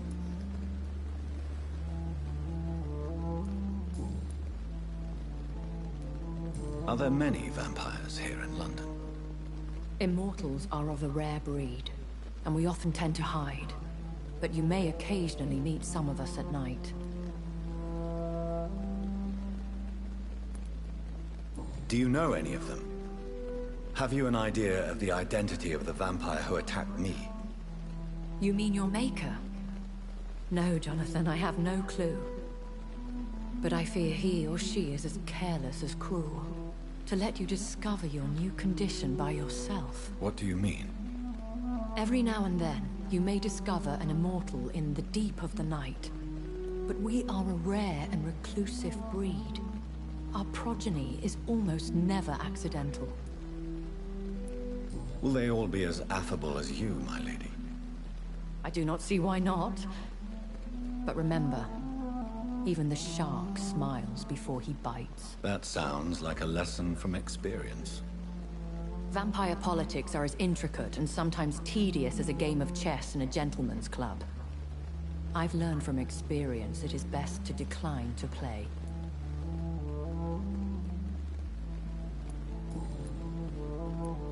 When I awoke, changed, I was chased and attacked by vampire hunters. Prepared and well-trained. Though I can't be certain, more than likely it was the once glorious Guard of Priwen.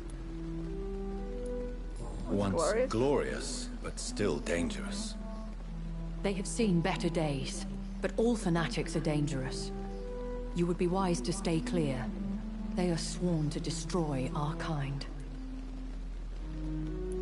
You make them sound like some sort of cult. More a society. And like all the best ones, a secret society. I thought them almost gone, but it seemed they have been recruiting.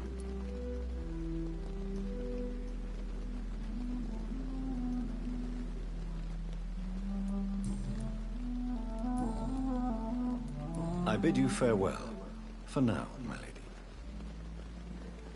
I must quickly analyze the blood I took from Nurse Crane's patient. Pembroke is so lucky to have Dr. Reed, you know.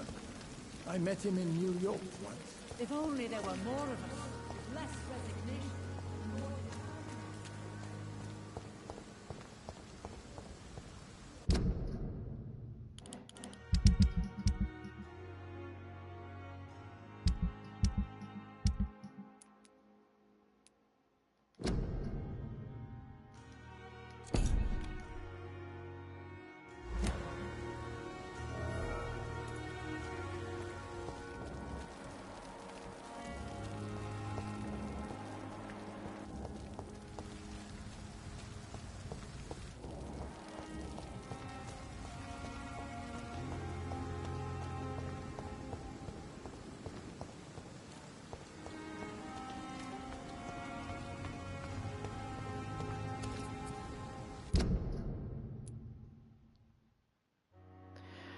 I need to get back to the docks, and I can't really remember how to do that.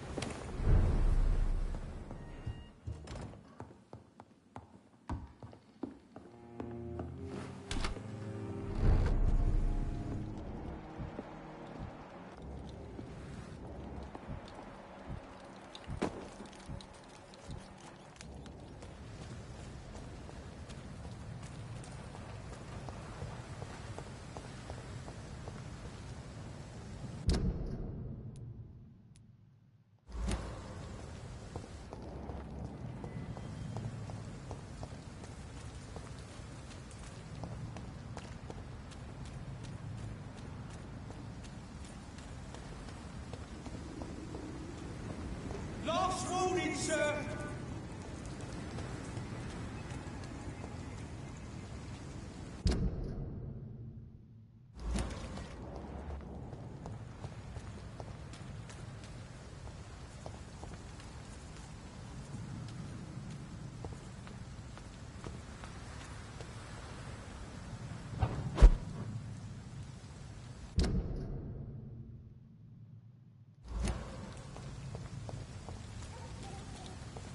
Okay.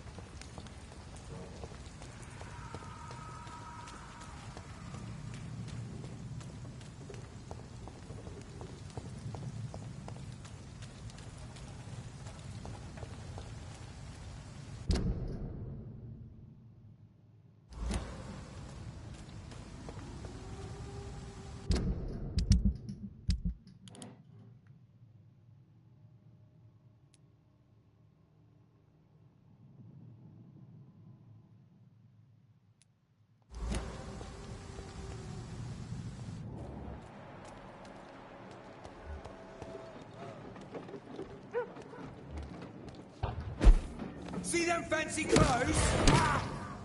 Hide for this! Filthy fucking beast!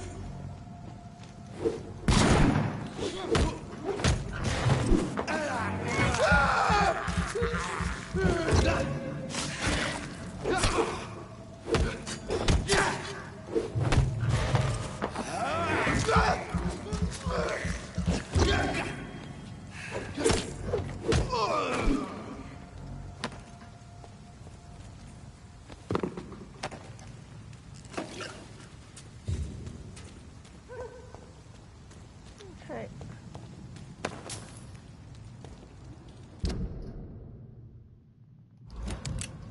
Along here. Maybe?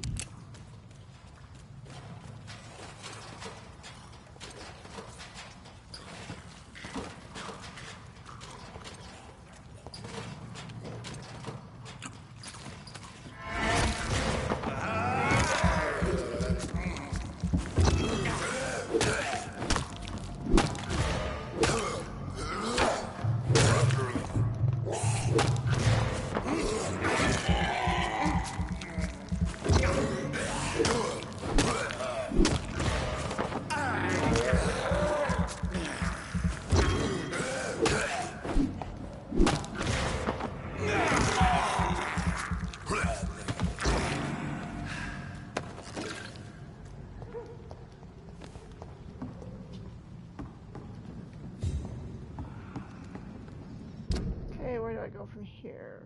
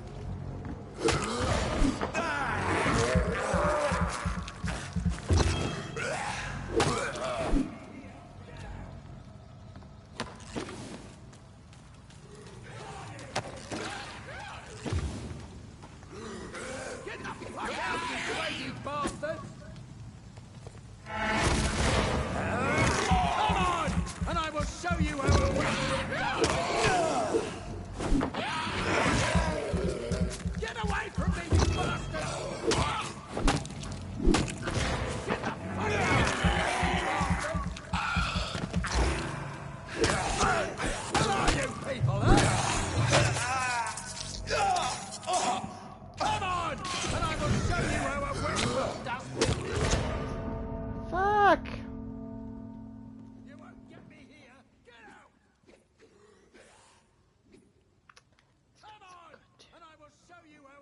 Camera kept being fucked up. Excuses, excuses, excuses, I know. I do like that.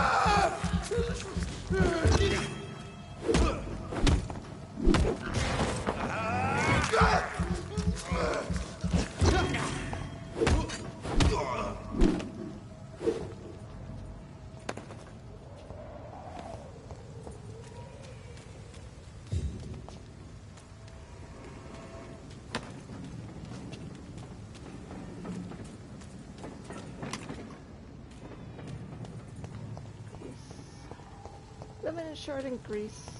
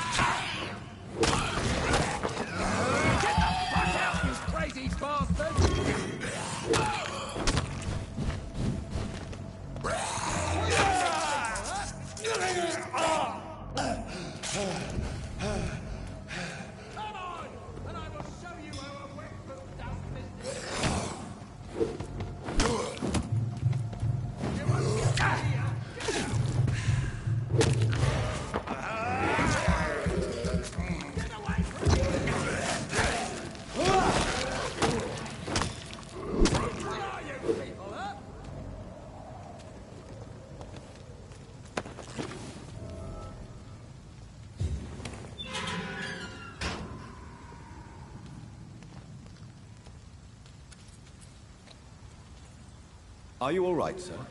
What are you doing in a place like this? I'm not sure that's any of your business. I hope you realize that staying here will put your life at great risk. Pah! I'm not afraid of these guards of Priwen, or whatever these thugs call themselves. I can still kick some respect into those youngsters. I wasn't specifically referring to them, but are you really after these men? Why? They took my boy! I've had no news since he joined that crazy gang. So I decided to come and find him myself, to get some answers. I see. But as I said, your life is at risk if you stay here. And I'm not referring to the gangs either. You should leave, sir. Well, this part of town used to be nicer, let's say. Perhaps you're right. This isn't the best way to save Andrew. Who is this guy? It's healthy.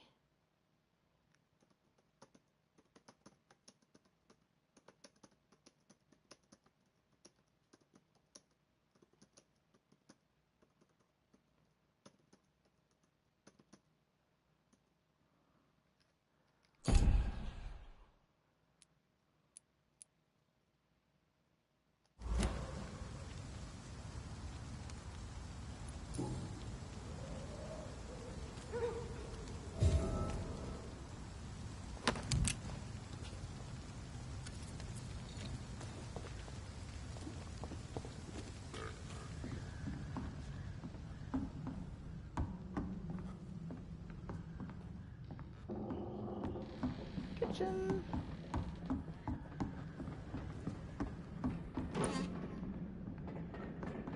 Silver mirror, cigarette case. Money. Clock.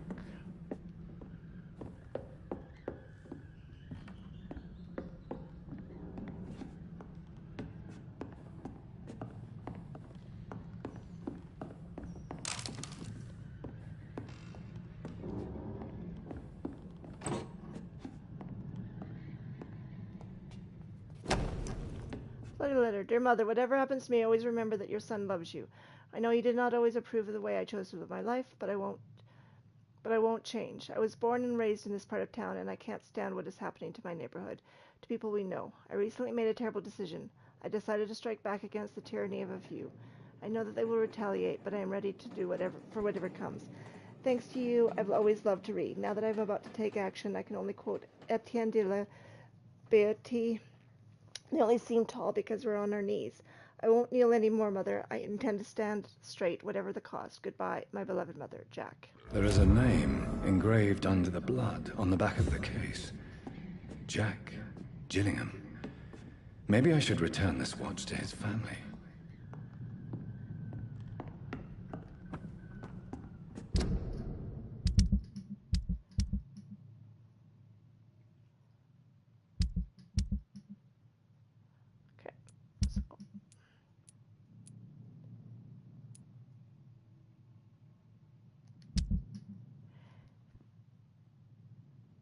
Ain't a jillion of 'em.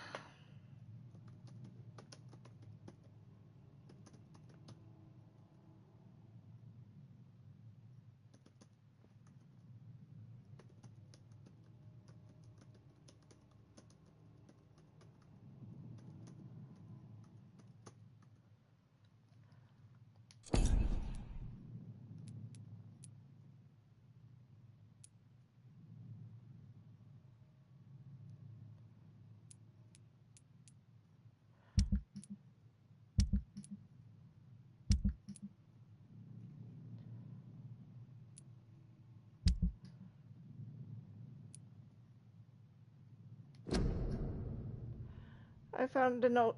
I have found the corpse of a young man who seems to have been murdered, but not ripped apart by a skull or taken by the flu like so many other victims in the docks or the East End. Maybe I should inquire a little bit more about that case. Oh, choose what to do. Bring it to a relative. Sell it to someone else.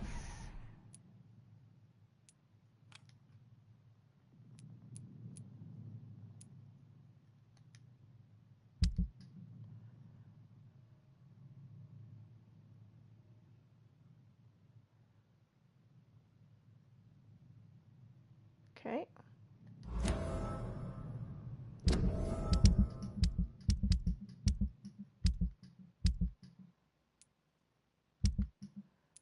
This is over there.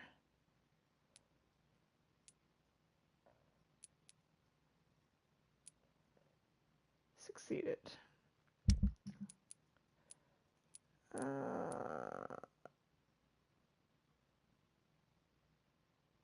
Do that.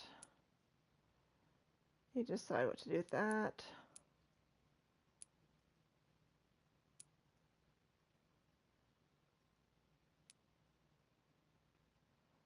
I need to get through there, but I wasn't quite there yet.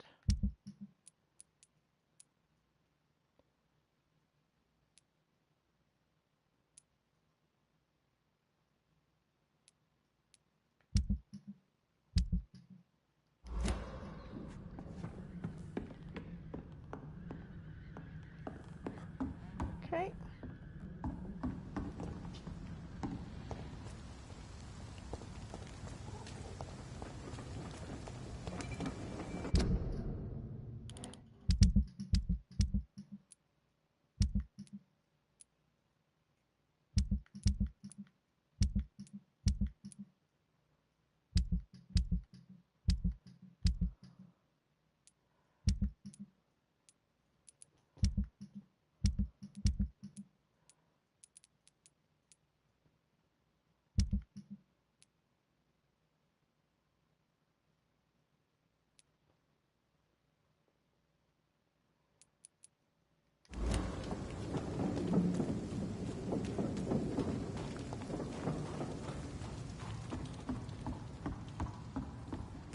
Okay.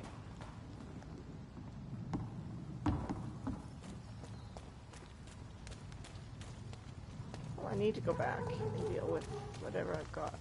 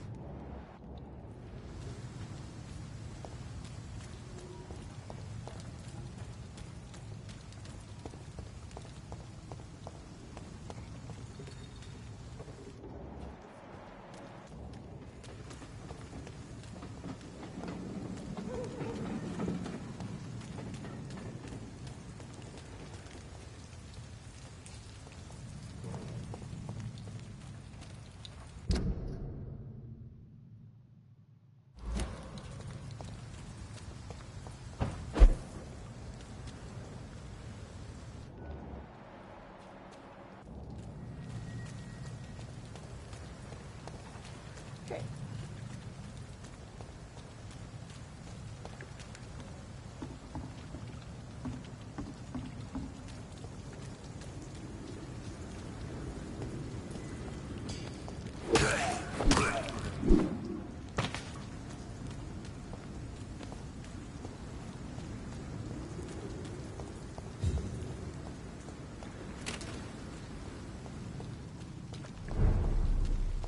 Pembroke Hospital.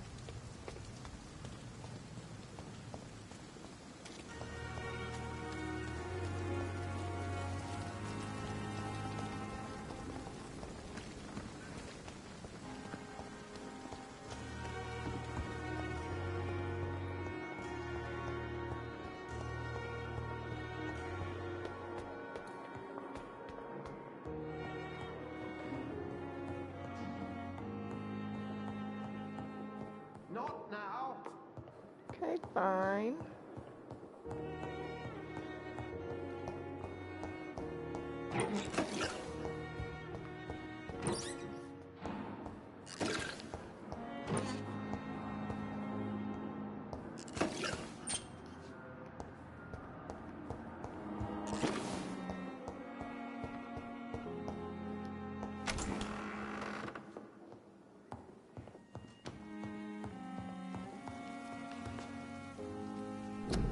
Okay. First things first. Allies.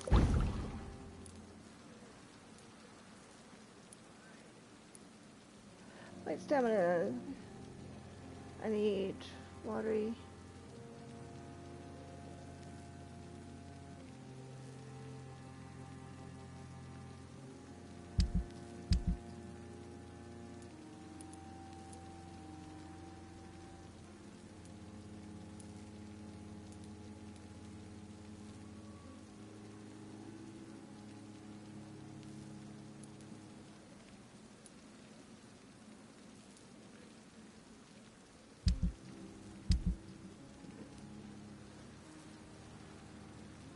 Razvan Vasily was infected by Spanish flu, but also has the highly unstable blood of the Scowls. Is the London vampire epidemic transmitted through the flu? I should talk to Dr. Swansea about it.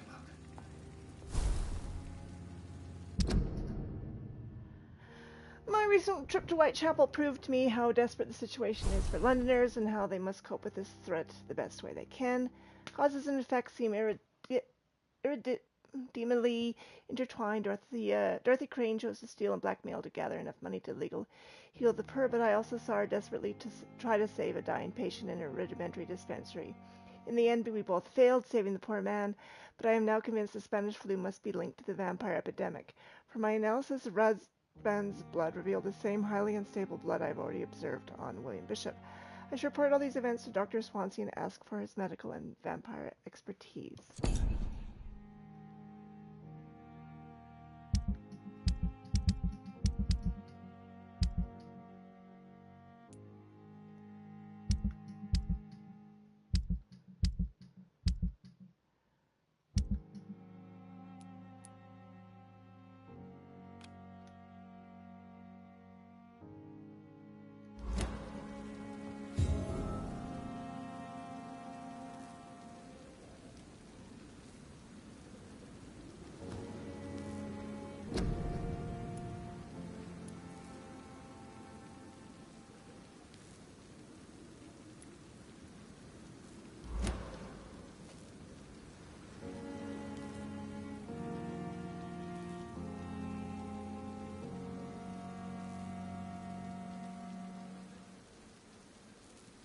Six units of ferrous tartrate, 1 unit of potassium permanganate, and 1 unit of sodium hypochlorite.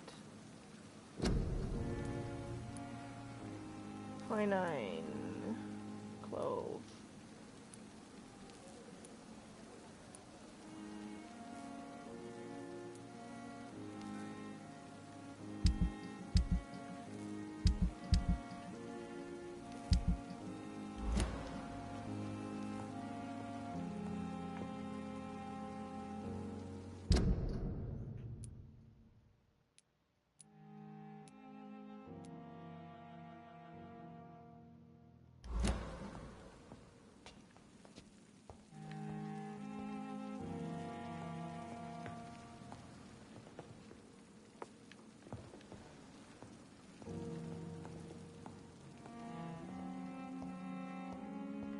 Strickland's project could be dangerous. I have a mind to report him to Dr. Ackroyd.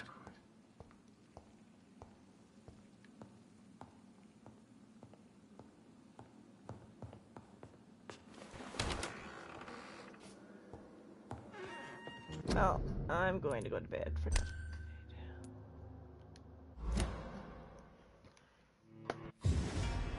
Okay, Cat. You have to move.